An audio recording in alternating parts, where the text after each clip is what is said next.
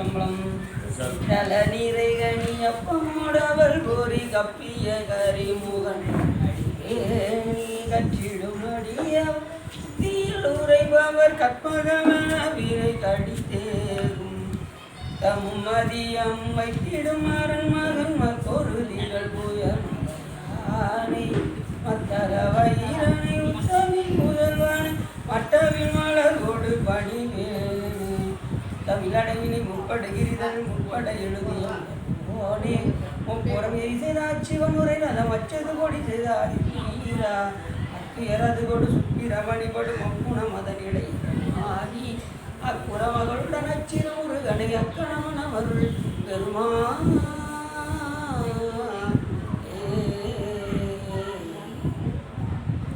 எந்தாயும் எனக்கருள் தந்தையும் சிந்தாகுலமானவை ஈசனையாள் கந்தா கதிவேலவனே உமையாள் மைந்தா குமரா மறைநாயகனே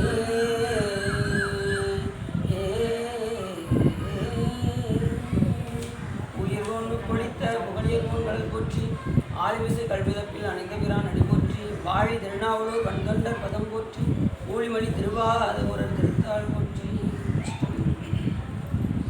எல்லாம் வல்ல சிவகாமி பாலுடனாகிய ஸ்ரீ சகசரகிரி சுவாமியின் பெரும் கருணையினாலே நாம் தொடர்ந்து மதுரை மீனாட்சி சுந்தரேஸ்வர பெருமானுடைய திருவிளையாடல் புராணத்தை தொடர்ந்து சிந்திப்பதற்கு திருவள்ளும் அடியார்களும்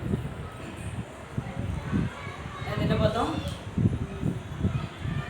இசைவாது வாதுன்னா என்ன, அது அனல் வாதம் புனல் வாதத்தெல்லாம் சொல்லி நேற்று பச்சை பதித்த சொல்லுதும் இன்றைக்கி பச்சை பதிக்கும் பாட எந்தெந்த பாட்டெலாம் முக்கியம் சொல்கிறோமோ அதை பாடிடு. என்னென்னா வாய்ப்பு கிடைக்கும் போது பாடினதான் உண்டு. அடுத்து நமக்கு வாய்ப்பு கிடைக்குமா என்னன்னு சொல்ல முடியாது. வாய்ப்பு கிடைக்கும் போதே பாடிட்டே இருக்கணும். மிக ஒரு காலம் இனி இங்கு காலம் உண்டாகவே காதல் செய்து காலம் உண்டாகும் வானமும் நான்முகனும் நன்னெறிய ஆழம் உண்டான் என்று காண்பிக்கிறான் தன் அடியவருக்கு மூல பண்டாரம் வழங்குகின்றான் வந்து முந்தி படித்து போகக்கூடிய வழியை பார்க்கணும். மிக ஒரு காலம் இனி இங்கே இல்லை. காலம் ஏதாவது நம்ம நினைக்க முடியாது. ஏன்னா அடுத்த நொடி என்ன நடக்கணும் நிச்சயம் இல்லை. நேற்று பார்த்தாலும் இன்னைக்கு இல்லை, இன்னைக்கு பார்த்தாலும் நாளைக்கு இல்லை, சொல்ல முடியாது. நேற்று தாங்க இப்படியே பேசிக்கிட்டு இருந்தாருங்க. என்கிட்ட 1 மணி வரைக்கும் பேசிக்கிட்டு இருந்தாருங்க. காலையில் பார்த்தா ஆளக்காம் என்னங்க உலகம் அப்படின்னு உலகத்தை சொல்கிறாங்க இல்லை. அந்த மாதிரி இமைக்கும் பொழுதும் இராது இப்புறம்பை தான் சொன்னது. அடுத்த நொடி என்ன நடக்குன்னு சொல்ல முடியாது. அப்போ இருக்கும்போதே காற்று உள்ள போதே இந்த உயிருக்கு சுவாசம் என்னது ஆதாரம் காற்று. இந்த காற்று உள்ள போதே இறைவனை நாம் தூற்றிக்கொள்ள வேண்டும். அவரை தான் என்ன செய்ய சொல்லியிருக்காங்க? தூற்றிக்கொள்ள சொல்லியிருக்காங்க. நம்மளால் என்ன செய்வாங்க? நல்ல பணத்தை நல்லா தூற்றிக்கொள் அப்படின்னு சொல்லி அப்படியே பழமொழியை மாற்றிட்டாங்க. எவ்வளவு தூரம் அடித்து சம்பாதிக்க முடியும்? சம்பாரியா நீ வாடி சம்பாரியா என்னத்தைய கோயிலை கொண்டு போகிறோம் நல்ல அணுவியா அப்படிவாங்க. காலையில் கூட ஒரு சொன்னார், இறந்ததுக்கப்புறம் என்னங்க தெரிய போகுது போகுது. அப்போ அதையும் சொல்கிறாரு. இன்னொன்று சொல்கிறாரு, எனக்கு எங்கே போனாலும் முட்டுக்கட்டையாக இருக்குது, எந்த காரியத்தை தொட்டாலும் முட்டுக்கட்டையாக இருக்குன்னு. இப்போ தான் நீங்கள் சொன்னீங்க நல்லா என்ஜாய் பண்ணலான்னு சொன்னீங்க. இப்போ என்ன சொல்கிறீங்க? முட்டுக்கட்டையாக இருக்குன்னு. அப்போ முற்பிறகு நீங்கள் இறந்து கூட என்ன தெரிய போகுதுன்னு சொல்கிறீங்கல்ல. இன்றைக்கி எல்லாம் தவறு செஞ்சுட்டு நம்ம போயிடுவோம். ஆனால் அது ஒரு பிறகு வந்து என்ன செய்யும்? அது அதனுடைய வேலையை காட்டும். இன்றைக்கி எந்த காரியத்தை எடுத்தாலும் தடைபடுதுன்னு நீங்கள் சொல்கிறீங்க. அப்போ எதனால் தடைபடுது? நாம் செய்த வினையினால் அந்த காரியம் தடைபடுது. அப்போ எத்தனை பேருடைய வாழ்க்கையை நம்ம என்ன செஞ்சுருப்போம்? அவங்கள தடுத்துருப்போம். கோயில் போக விடாமல் தடுத்துருப்போம். ஒரு காரியத்தை செய்ய விடாமல் தடுத்துருப்போம். நகத்தை அடிச்சுட்டே இவன் இந்த இதை வேலையை செஞ்சுட்டான்னா இவன் முன்னேறி போயிடுவானே, இவனை எப்படா கவுத்தலாம் அப்படின்னு நம்ம யோசிக்க முடியாது. இந்த மாதிரிலாம் அதனால தான் என்ன செய்கிறோம்? ஒரு வேலையில் நமக்கு வந்து தடுதல் வர்றதுக்கு காரணம் என்னென்னா, மற்றவர்களுடைய வேலையை நாம் கெடுத்திருப்பதினால் நமக்கு அந்த வேலை தடைபட்டு கொண்டே இருக்கும். எதை விதைக்கிறோமோ அதை நேற்று சொன்னோம்ல, எதை விதைக்கிறோமோ. அப்போ அந்த காரியம் எதனால் தடைபடுது அப்படின்னா, பிறருடைய காரியத்துக்கு நாம் முட்டுக்கட்டையாக இருந்ததுனால் நமக்கு அந்த காரியம் முட்டுக்கட்டையாக முற்பிறவில் நாம் செஞ்சது அப்படி இந்த பிறவில் வரும். ஒரு காரியம் நடக்கும். நம்ம ஒரு நல்ல காரியம் நினச்சி எடுத்து செய்ய ஆரம்பிப்போம். அது முட்டுக்கட்டையே ஏதாவது வந்து அது அந்த வேலை தடைப்பட்டு போகும். என்ன காரணம்னா இதுதான் காரணம். அப்போ என்ன சொல்கிறாங்க அப்படின்னா, நம்ம வந்து காட்டு உள்ள போதே இறைவனை நாம் சொக்கநாதா உன்னையே சொல்லும் அடியேனுடைய பக்கமாய் நின்று வினைப்பாற்றியே எப்போதும் மீண்டு வாராத கதி மேகுவிப்பாய் தென்மதுரை தாண்டவனே சொக்கநாதா சொக்கநாதா சொக்கநாதா அப்படின்னு யார் படிக்கிறா பாடுறா விஞ்ஞானம். இந்த பாட்டில் தான் சொக்கநாதில் ஆரம்பிச்சு சொக்கநாதில் முடிச்சுருக்காரு. அடுத்ததில் வேற நித்தம் எழுந்தருளி நின்மலனே என்றனுக்கு புத்தி மிகவும் மிகவும் போதித்து எல்லா பாடலையும் பார்த்தீங்கன்னா வேற வேற மாதிரி வரும். ஆனால் இந்த ஒரு பாடல் சொக்கநாதர் ஆரம்பித்து சொக்கநாதரே முடிச்சிருக்கோம். சொக்கநாதா உன்னையே சொல்லும் அடியேனுடைய பக்கமாய் நின்று வினைப்பாற்றியே எப்போதும் மீண்டு வாராத கதி மேகுவிப்பாய் தென்மதுரை தாண்டவனே சொக்கநாதா. எதில் ஆரம்பித்தார், எதில் முடித்தார்? சொக்கநாதனை எல்லாவற்றையும் சொக்க வைப்பவன், நாம் சொக்கி நிற்குமாறு செய்பவன். அப்படிப்பட்டவன் சொக்கநாதன். உன்னையே சொல்லும் சாமி, நான் உன்னை தவிர நான் வேறு யாரையும் வழிபடுறதா இல்லை. உன்னையே சொல்லும் அடியனுடைய பக்கமாய் நின்று யார் அவரையே சொல்லிட்டு இருக்காங்களோ அவங்க பக்கம் தான் யாருப்பா சிவபெருமான் எப்பயுமே அவங்க கூட தான் இருப்பார். இத்தனை புராணத்தில் பார்த்தோம். இத்தனை புராணத்திலையும் சாமி யாரோட இருக்கார்? யார் தன்னை வழிபாடு செய்கின்றார்களோ அவர்களுக்கு பக்கமாய் எப்பயுமே இருப்பார். அவருடைய வினைகளை கண்டிப்பாக போக்குவார். தன்னை அடைந்தார் வினை தீர்ப்பதென்றோ தலையாயவர் தம் கடன் ஆவதுதான். யார் சொல்கிறாங்க? ஞான அப்பர் சாமி சொல்றாரு. அவரை அடைந்தவர்கள் தன்னுடைய கண்டிப்பாக அந்த அவருடைய வினைகளை சிவபெருமான் எளிதாக வினைப்பாற்றியே எப்போதும் மீண்டு வாராத கதி மேற்கொள்வார். எப்போதும் இங்கே வந்து பிறக்காதவாறு இங்கே செய்யணும் சாமி. அதுக்கு நம்ம என்ன செய்யணும்? உங்கள் உயிர் என்ன செய்யணும்? இங்கே வந்து மறுபடியும் பிறக்கக்கூடாது. அதுக்கு என்ன பண்ணணும்? செய்ய வேண்டியனவற்றை செய்யணும், செய்யாதனவற்றை தவிர்க்க வேண்டும். அவ்வளோதான். எது செய்யணும்னாரு? திருநாமம் அஞ்செழுத்து செப்பாராயில் அஞ்செழுத்து சொல்லணும். திறமுருகால் தீவன்னர் பேசாராயில் சிவபெருமானை பற்றி பேசிக்கிட்டே இருக்கணும். திருநாமம் ஐந்தெழுத்தும் செப்பாராயில் திறமுருகால் தீவன்னர் பேசாராயில் ஒரு காலம் திருக்கோயில் சூழாராயில். ஒரு நாளைக்கு ஒரு பொழுதாவது சிவபெருமான உலகம் தரணும் கோயிலில் போய். அது திருக்கோயிலில் போயினாரு. அது ஏதாவது ஒரு காலமாக அப்பயே அப்ப சாமி தெரிஞ்சு வச்சிருக்காரு. இவங்கெல்லாம் 4 வரைக்கும் போய்கிட மாட்டாங்க, ஒரு காலமாக சொல்லி வைப்போம், இல்லைன்னா இதுவும் போக மாட்டாங்க அப்படின்ட்டு ஒரு காலம் திருக்கோயில் சூழாராயில். ஒரு காலம் ஒரு பொழுதாவது உண்பதன் முன் மலர் பறித்துட்டு உண்ணாராகி. இந்த காரியத்தை நம்ம செய்யணும். அப்படின்னா தான் நம்ம மறுபடியும் இந்த பூமிக்கு எப்போதும் மீண்டு வாராத கதி மேற்கொள்வார். அப்படிப்பட்ட ஒரு கதி வேணும். வராத கதி தான் சிவகதி. இங்கே வராத கதி தான் சிவகதி.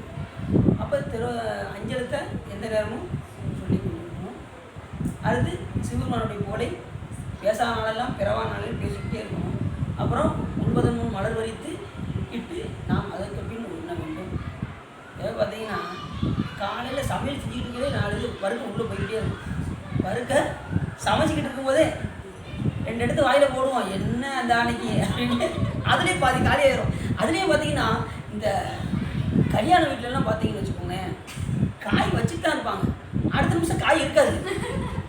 தண்ணி கூட ஊற்றிருப்பாங்க, ஊற்றவே சொல்ல முடியாது. காய் வச்சு அடுத்த நிமிஷத்தில் எப்படி பேசிட்டு அப்புறங்க சாப்பிட்டு முடிச்சிருவாங்க. அதுக்கப்புறம் 2வது வச்சுட்டு பின்னாடி திருப்பி வரும், காய் கொஞ்சம் வைங்க, நான் வச்சுட்டேனே அப்படிவாங்க. இல்லை வைங்க இன்னொரு காய் செய்யவே செய்ய மாட்டாங்க. அந்த அளவுக்கு அவக்காட்சி சாப்பிட்டு அது இலையில எல்லாம் வைக்கிறதுக்கு முன்னாடி அதை டேஸ்ட் பார்த்துடணுங்கிற எண்ணம். இதில் எவ்வளோ ஆர்வம் இருக்குது சாப்பிட்றது. அது மாதிரி சிவபெருமான் சாமி வழிபாடு செய்கிறதுல ஆர்வம் அதிகமாக இருக்கும். ஆர்வமுடையார் காண்பார் அரண்மனை. எப்படி அந்த வைக்கும் போதே ஒரு 2 எடுத்து டேஸ்ட் அல்வா வச்சுருவோம். அப்போ தான் ஜாகிரினா வச்சுருப்பாங்க. இந்த கல்யாண வீட்டில் எப்படி இருக்கும் பார்த்துருவோம். அப்படி எடுத்து வடக்கு வாயில் பண்ணுவாங்க. அந்த ஜாகிரி எப்படி இருக்குன்னு பார்த்துக்கணும், எடுத்து இன்னொன்று என்ன, இலையில் வைக்கும்போது முதல்ல சாமிக்கு வச்சுட்டு தான் என்ன செய்யணும், நாம் சாப்பிட வேண்டும். எல்லாம் முதல்ல வச்சு முடிச்சதுக்கப்புறம் எல்லாத்துலேயும் கொஞ்சம் கொஞ்சம் எடுத்து எதில் வைக்கணும், அந்த ஓரத்தில் வலதுகை சைடில் மூளையோரம் எடுத்து வைக்கணும். எங்கே வைக்கணும்? இலையில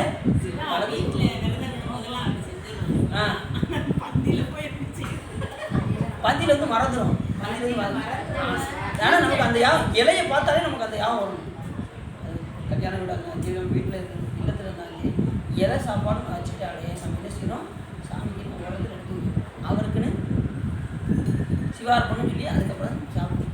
எல்லாம் முடிஞ்சதுக்கப்புறம் தான் கிரியெல்லாம் முடிஞ்சதான் சாப்பிடணும். ஆனால் வச்சதுக்கு முன்னாடி நம்ம சாப்பிட்டோம்னா என்ன ஆகும், அது ஜீரணமே ஆகும். முதல்ல உடம்புல போய் அது உடம்புல போய் ஜீரணம் ஆகுமா? அப்போ வலது கை சைடில் எல்லா இதையும் எடுத்து எல்லாத்தையும் கொஞ்சம் கொஞ்சமாக எடுத்து என்ன செய்யணும், அந்த ஓரத்தில் வச்சு தண்ணி நீர் விட்டு விளாயி சிவபெருமானுக்கு அர்ப்பணம் செய்து அதுக்கப்புறம் தான் என்ன செய்யணும், சிவார்ப்பணம் சொல்லி நம்ம சாப்பிடணும். நேதி அதை விடுத்து நம்ம என்ன செய்யக்கூடாது, உடனே படப்படப்படப்படன்னு சாப்பிடக்கூடாது. சாப்பிட்றதுலேயும் சில நேதி அதை சொத்துக்கூடி இருப்பான்னு சொல்லும்போது சாப்பாடை பார்த்தா சிவபெருமான் என்ன வரணும், நமக்கு அந்த சுவையாக சிவபெருமான் இருக்கின்றார் என்கின்ற உணர்வு நமக்கு வரும். சிவார்ப்பணம் இல்லை சாப்பிடும்போது சாமி நினச்சிட்டே சாப்பிட்டா எப்படி இருக்கும், அது சுத்த ரத்தமாக மாறும். உடம்புல உள்ள போய் ரத்தம் சுத்தமாகிடும்.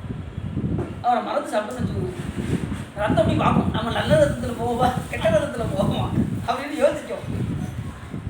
அப்படி அசுத்த ரத்தமாக மாறிடும். இறைவனை மறந்தால் அசுத்த ரத்தமாக மாறிடும், இறைவனை நினைந்தால் சுத்த ரத்தமாக மாறும்.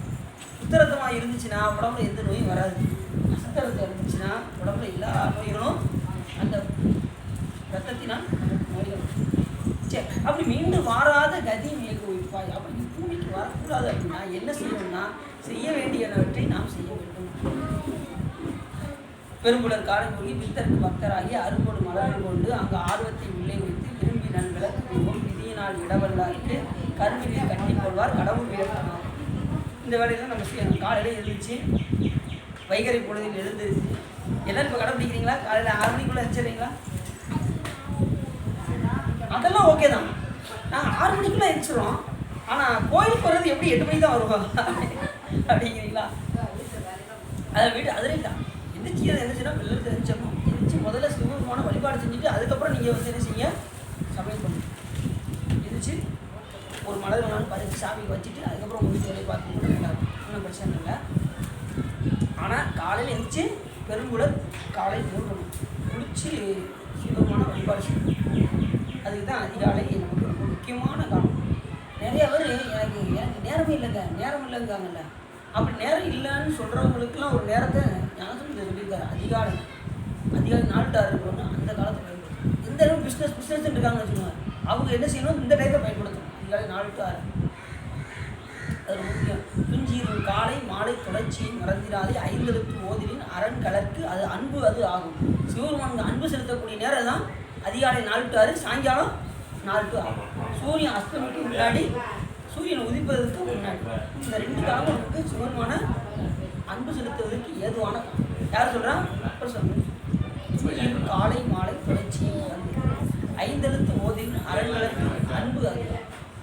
அப்போ மீண்டும் மாறாத கதி நேர்விப்பாய் தென்மதுரை தாண்டவனே. தென் மதுரைக்கெல்லாம் தாண்டவனாக விளங்கக்கூடிய பெருமான், கால் மாறி நடனம் ஆடக்கூடிய பெருமான் சொக்கநாதர் பெருமான். தென்மதுரை தாண்டவனே சொக்கநாதா அப்படின்னு இந்த பாட்டில் என்ன சொல்றாரு. அப்படி ஒரு முக்கியமான ஒரு இது இந்த பாட்டில் முருகநாதன் வந்து சொக்கநாதர் என்பால் மிக அருமையாக இந்த பாடலை செஞ்சிட்டோமா. இனி நம்ம என்ன செய்ய போகிறோம், பாடத்துக்குள்ள போகிறோம். என்ன நடக்குதுன்னு பார்ப்போம். பன்றிக்குட்டிக்கு முளை கொடுத்த படலம். எத்தனாவது படலம்? 45வது படலம். மொத்தத்தில் இருக்குது 64. 64 எத்தனை வரணும்? இன்னும் 19 வரும். ஒரு 19 நாள் சிவபெருமான் கொடுத்தாருன்னா நல்லபடியாக முடிச்சுக்கலாம். சாமி கொடுக்க இல்லைன்னா நம்ம லீவ் போட்டு வந்து முடிவு பண்ணிட்டேன். அந்த 6 to 7 1 நேரம் யாரும் தேடாயின்னு சொல்லிட்டு வந்துடும். பாக்கி எப்படியாவது புதிய அடுத்து 20 புதிய தலைப்படம் ஏற்கனவே ஒரு படம் ஒரு மட்டும் ஓடி ஒரு துளியாக மட்டும் ஓடி அப்படின்னு சொல்லிடுவோம். அடுத்து பன்றிக்குட்டிக்கு முளை கொடுத்த குருவிருந்தந்துறையின் சிறப்பு. அதாவது சொக்கலிங்க பெருமான் எழுந்தருளிய மதியம் மதுரை மாநகருக்கு திரையாக முத்துக்களை வீசும் வைகை ஆற்றின் தெற்கிலே குருவிருந்தந்துறை என்னும் பெயர் கொண்ட ஒரு பெரிய ஊர் உள்ளது. மதுரைக்கு தெற்க. இப்போ அந்த ஊருக்கு என்ன பேருனா குருவித்துறை அப்படின்னு இருக்கான் அந்த ஊர். நீங்கள் போயிருக்கீங்களா? அப்படியா? குருவித்துறை. அது வந்து இதுக்கு முன்னாடி எப்படி இருந்துச்சுன்னா குருவிருந்தந்துறையாக இருந்துச்சான். அது ஒரு பெரிய ஊரான். அவ்வூரிலே தேவகுருவாகிய பிரகஸ்பதி இருந்து சிவபெருமானை நோக்கி தவம் முடித்தார். பிரகஸ்பதினா யாருன்னா வியாழ பகவான் இருக்கார் பார்த்தீங்களா, தட்சிணாமூர்த்தி இருக்கும். ஆனால் அங்கே வந்து வியாழ பகவான் தான் அங்கே தவம் செஞ்சுருக்காரு. தட்சிணாமூர்த்தி சிவபெருமான்ல அவர் தவம் செய்யணும்னு அவசியம் இல்லை. ஆனால் அங்கே வந்து வியாழ பகவான் அங்கே வந்து சுவாமி சிவபெருமானை நோக்கி தவம் செய்கிறார். எப்பவுமே இந்த தவம் புரிகின்றவர்கள் என்ன செய்வாங்க, சிவத்தை நோக்கி தான் தவம் செய்வாங்க. மற்ற தவம்லாம் தவம் கிடையாது. சிவபெருமானை நோக்கி செய்கின்ற தவமே தவம், மற்ற இல்லாது தவம் அல்ல. அது மாதிரி சிவபெருமானை செய்யக்கூடிய வேள்வி தான் வேள்வி. மற்ற வேள்வியெல்லாம் உலக சம்பந்தமானது. சிவபெருமானை நோக்கி செய்யக்கூடிய வேள்வி தான் பிறவி நீக்கம் செய்யக்கூடிய வேள்வி. மற்றதெல்லாம் உலக ஒவ்வொரு தெய்வத்தையாக வந்து வேள்வி செய்வாங்க, செஞ்சு அந்த அதுக்குரிய பலன் அடைவாங்களே தவிர, ஆனால் சிவவேள்வி தான் எல்லாவற்றிலும் சிறந்தது. பூசை அப்படின்னா எதுனா சிவபூஜை தான் பூஜை.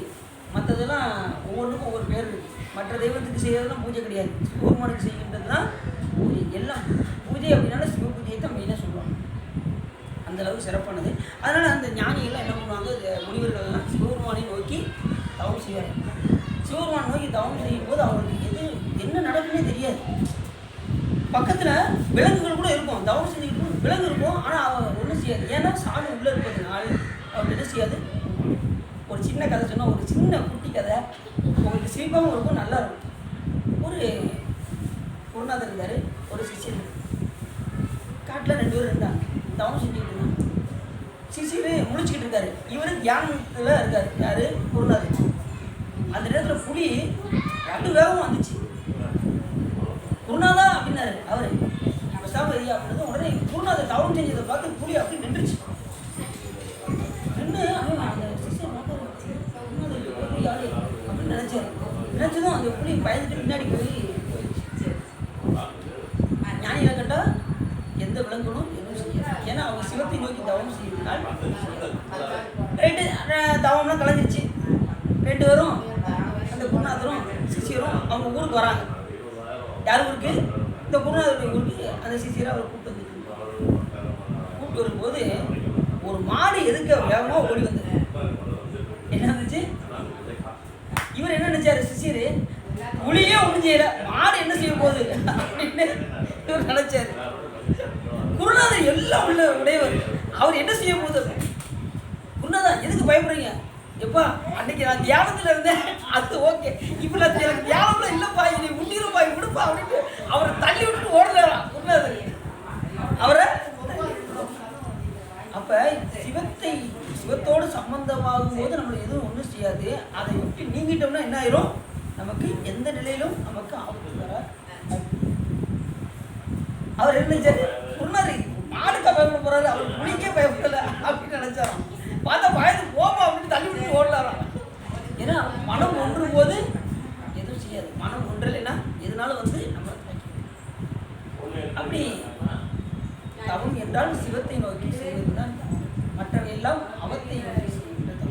சரி, அப்படி செய்யும்போது சிவபெருமான் அவருக்கு பல வரங்களை கொடுத்து குருநாதர் என்னும் பெயருடன் அங்கே திருமாலும் 4 பேரும் போட்டு எழுந்திருந்தார். சாமி என்ன செய்யாரு, அவருக்கு குருநாதங்கிற பட்டத்தை கொடுத்தாரு. யாரு? அதனால தான் நம்ம அந்த நவக்கிரகங்களில் அவரை மட்டும்தான் என்ன சொல்லுவோம், குருன்னு சொல்லுவோம். யாரை? வியாழ பகவான். மற்றவங்களுக்குலாம் குருநாதன் பேர் கிடையாது. ஆனால் அந்த நவக்கிரகம் தலைமை யாருன்னா வியாழ பகவான். அவ்வூரில் சுகலன் என்ற பெயருடைய ஒரு வேளாண் வாழ்ந்து வந்தார். வேளாண்னாலே வேளாண்மை தொழிலை செய்யக்கூடியவர்கள் தான் வேளாண். அவனது மனைவி சுகலை என்று சொல்லப்படுவார். அவள் 12 புதல்வர்களை பெற்றார். எத்தனை புதல்வர்கள்? அந்த காலத்தில் வரிசையாக 12, 20, 30 இதுதான் பெற்றுக்கொள்வார். எத்தனை குழந்தைகள்? 12 குழந்தைகள். ஒவ்வொருத்தவங்களுடைய இது கேட்டோம்னா பின்னாடி இருந்து ரிவர்ஸில் வரும். எங்கள் வீட்டில் எங்கள் தாத்தாவுக்கு 15 குழந்தைகள்ங்க அப்படின்பாங்க. உங்கள் இதை கேட்டோம்னா எங்கள் தாத்தா வந்து ஒரு 30 குழந்தை வரைக்கும் இருந்துச்சு. அதில் 15 பிறந்து இறந்து போச்சு. அப்புறம் மீதி 15 இருந்துச்சா, அந்த 15ல் கொஞ்ச காலம் வாழ்ந்தது ஒரு 5, அதுவும் இறந்து போச்சு. அப்படி கணக்கு சொல்ல ஆரம்பிச்சிடுவாங்க. இப்படி அந்த காலத்தில் 12, 20 இப்படிலாம். ஏன்னா அந்த காலத்தில் என்ன கிடையாது, இந்த குடும்ப கட்டுப்பாடு இதெல்லாம் கிடையாது. அதனால் நிறையா பிள்ளைகள் பெற்றார். அதே போல் 12 புதல்வர்களை பெற்றார் அந்த சுகலையன். அந்த அவர் பேர் என்னவர்? சுகலன். இவர் பேர் சுகலை.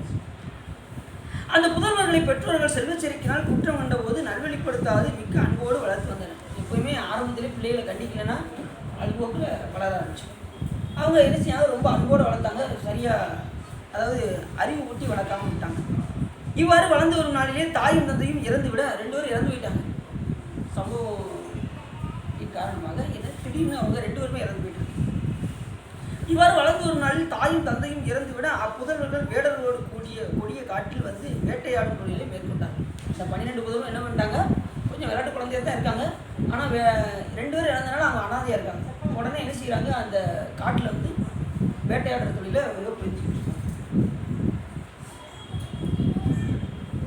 அப்படி ஒரு நாள் சுவலன் புதல்வர்கள் அக்காட்டிலே, அந்த சுவலனுடைய புதல்வர்கள் 12 பேரும் காட்டில் புகாத புதல்வின் கீழ் சென்று 5 உலகங்களை அடக்கி தவம் செய்து கொண்டிருந்த வியாழ பகவானை கண்டு வந்துருச்சா வியாழ பகவானை கண்டு கைகொட்டி சிரித்து கல்லையும் பரலையும் வாரி அவர் மேல் எறிந்தார்கள். என்ன பண்ணிட்டாங்க, கல் சின்ன பிள்ளை என்ன செய்யும், கல்லை தூக்கி விளையாட, மண்ணை தூக்கி எறிய, இப்படி செய்யும்போது அந்த நேரத்தில் அந்த காட்டில் யார் தவம் செஞ்சுட்டு இருந்தா, வியாழ பகவான் தவம் செய்யும். எந்த ஊரில், குருவிருந்தங்கிற தானே, குருவிருந்தன். உடனே அவர் மேலே பட்டதும் அவர் என்ன ஆயிடுச்சு, படக்குன்னு எப்பயுமே தவம் கலைஞ்சிச்சுன்னு நினச்சிக்குவாங்க, சாபம் விட்டுருவாங்க. யாருமே முனிவர்கள்லாம் சாபம் விடுவாங்க. ஏற்கனவே நம்ம ஒரு இதில் பார்த்தோம், கங்கை கதையில் சொல்லும்போது என்ன பார்த்தோம், அந்த கபில மாமுனிவர் பாதாளத்தில் போய் தவம் செஞ்சுக்கிட்டு இருப்பாங்க. பகீரத மன்னன் தன்னுடைய குலகுருவாகி வசிஷ்டமாவன்கிட்ட போய் என்ற பாட்டனாலாம் எப்படி இருக்காங்க அப்படின்னு கேட்கும். உடனே திலீப சக்கரவர்த்தி, உங்களோட தாத்தா வந்து திலீப சக்கரவர்த்தி, அவருக்கு 60,000 பிள்ளைகள், அந்த 60,000 பிள்ளைகளும் இப்போ வந்து நரகத்தில் இருக்காங்கப்பா அப்படின்றது. என்னது நரகத்தில் இருக்காங்களா அப்படின்றது இவருக்கு என்ன ஆயிடுச்சு, பகீரனுக்கு பகீர்னு ஆயிடுச்சு. என்னாச்சு, பகீர்னு ஆயிடுச்சு. உடனே என்ன பண்ணால், உடனே தன் குலகுருவிட்ட வசிட்டு இதுக்கு நான் என்ன பண்ணணும் அப்படின்றது, உடனே நீ கங்கையை வர வைக்க வேண்டும் அப்படின்னது. உடனே வந்து அந்த அசுவமேத யாகம் செய்தார்.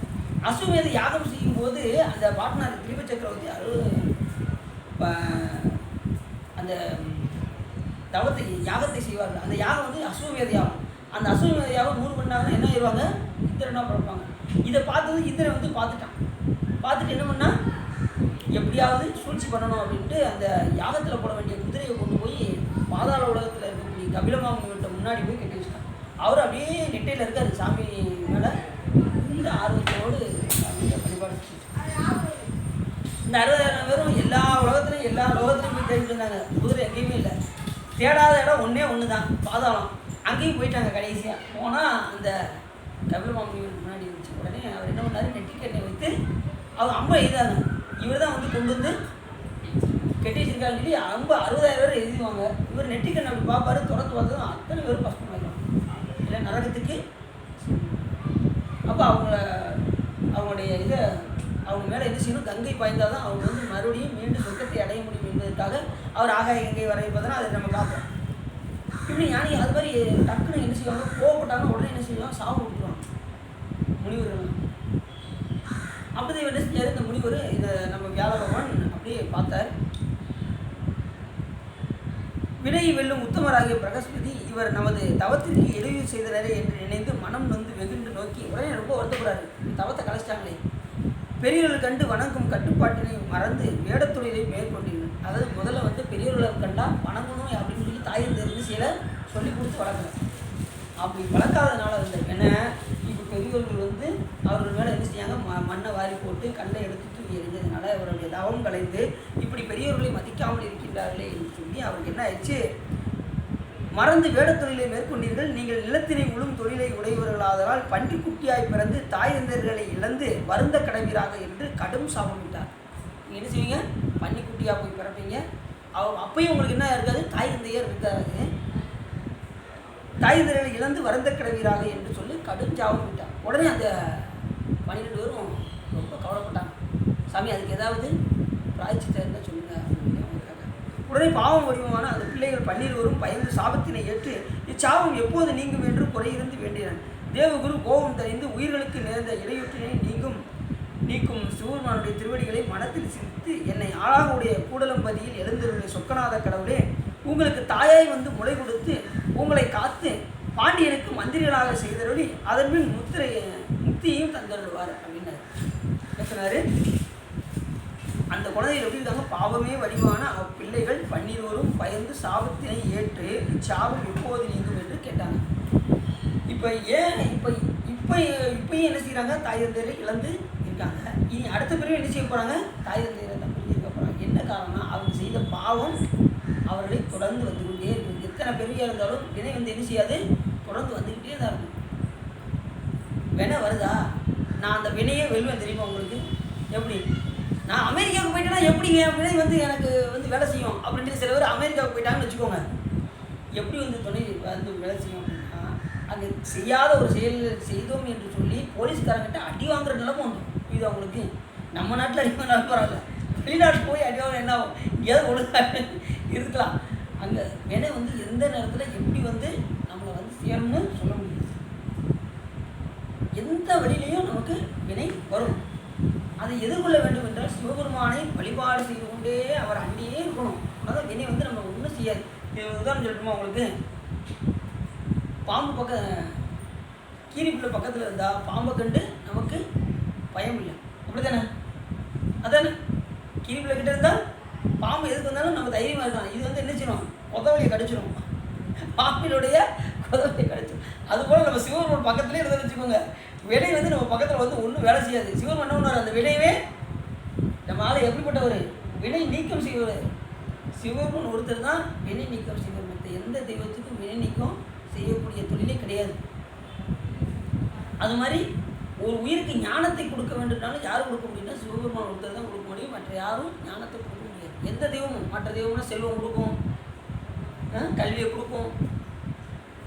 ஆனால் ரெண்டுமே சிவபெருமான் கொடுப்பாரு. நமச்சிவாயவே ஞானமும் கல்வியும், ஞானத்தையும் சிவபெருமான் கொடுப்பாரு, கல்வியும். நமச்சிவாயவே நான் அறிவிச்சையும், நமச்சிவாயவே நான் நவின்று ஏத்துமே, நமச்சிவாயவே நன்னெறி காட்டுமே. நல்ல நெறியை காட்டுவது நமச்சிவாயத்தை சொல்கிறீங்களா? 5 எழுத்து சொல்கிறீங்களா? நித்தம் காலை மாலை சொல்லிக்கிட்டே இருக்கணும். வாய்ப்பு கிடைக்கும் போதெல்லாம் சொல்லிக்கிட்டே இருக்கணும்.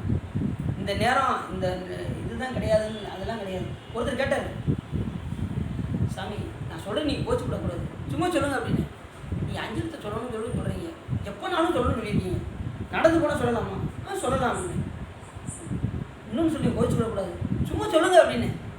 பாத்ரூமில் உட்காந்து சொல்லலாமா அப்படின்னு. நீ எந்த நிலையிலும் இல்லை, நின்றாலும் நடந்தாலும் கிடந்தாலும் உயின்றாலும் விழித்தாலும் இமைத்தாலும் அன்றாடும் மலர் பாத்திரத்தை நினைத்து நீ எந்த நிலையிலையும் 5 எழுத்து சொல்லிக்கொண்டே இருக்கலாம்.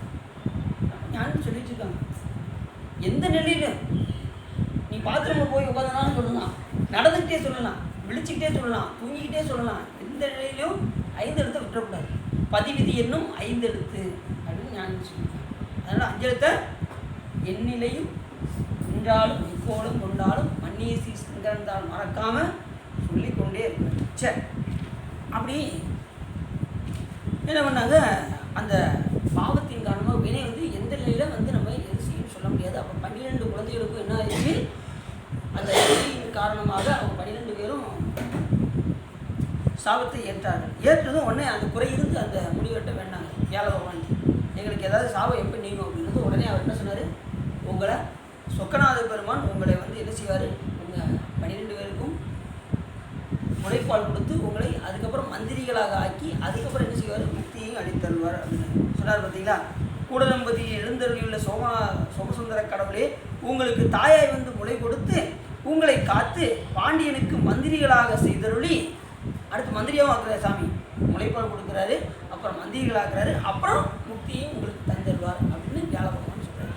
எவ்வளோ பெரிய சிறப்பாங்க. இவ்வளவும் அந்த வியாழ பகவான் சொல்கிறார். யார்கிட்ட? அந்த 12 பேர்.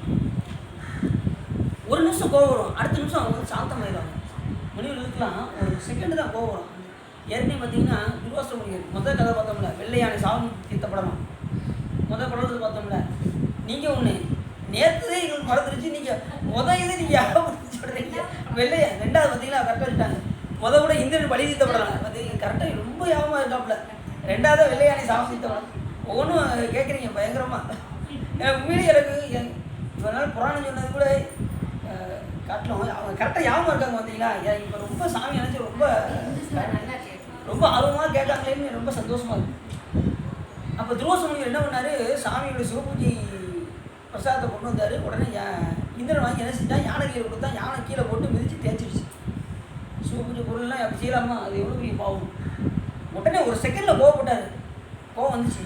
நீ போய் என்ன செய்வார், வெள்ளையா நீ போய் எப்பயும் போல உள்ள யானையை போய் கீழே பூமியில் போய் பிறக்க கிடவாயின்னு உடனே கருப்பாய போய் எரிசிச்சு கீழே போய் படுது. அப்போ எனக்கு சாபம் எப்போ நீங்கள் அப்படின்றது உடனே சொக்கநாத பெருமானே உன்னை வந்து என்ன செய்வார், தடுத்து அப்படின்னு அவர் வந்து உனக்கு வந்து மறுபடியும் மீண்டும் உனக்கு இந்த மறுபடியும் இந்திரனாகவே நீ வருவ அப்படின்னு சொல்லி உடனே சாபத்தை உடனே மாற்றி உடனே எரிசி அந்த எல்லா கருப்பு யானையோடு சேர்ந்து இதுவும் கருப்பு யானையாக இருக்குது. அதுக்கப்புறம் கொஞ்சம் கொஞ்சமாக அதுக்கு ஞானம் அறிவுலாம் வந்து அதுக்கப்புறம் புற்றாமரை குளத்திற்கு சென்று அப்புறம் அதில் மூழ்கி அதுக்கப்புறம் என்ன செஞ்சு சொக்கநாத பெருமானை வழிபாடு செய்து அதுக்கப்புறம் சிவபெருமான் அதுக்கு என்ன செஞ்சார், மறுபடியும் நான் உங்களுக்கு வாகனமாக இருக்கேன் அப்படின்னு சொல்லி அது கேட்டுச்சு. எது அந்த யானை, நீ எப்பயும் போல் எனக்கு எப்பயுமே சிவபூஜை செய்து மகிழக்கூடிய இந்திரனுக்கு நீ எப்பயும் போல் நீ போய் அங்கே வாகனமாக இருக்கும், அவருக்கு எப்பயுமே நீ துணையார் அப்படின்னு சொல்லி சாமி என்ன பண்ணுறாரு, மறுபடியும் அவரை இந்திரனுக்கே கொண்டு போய் கொடுக்குறாரு.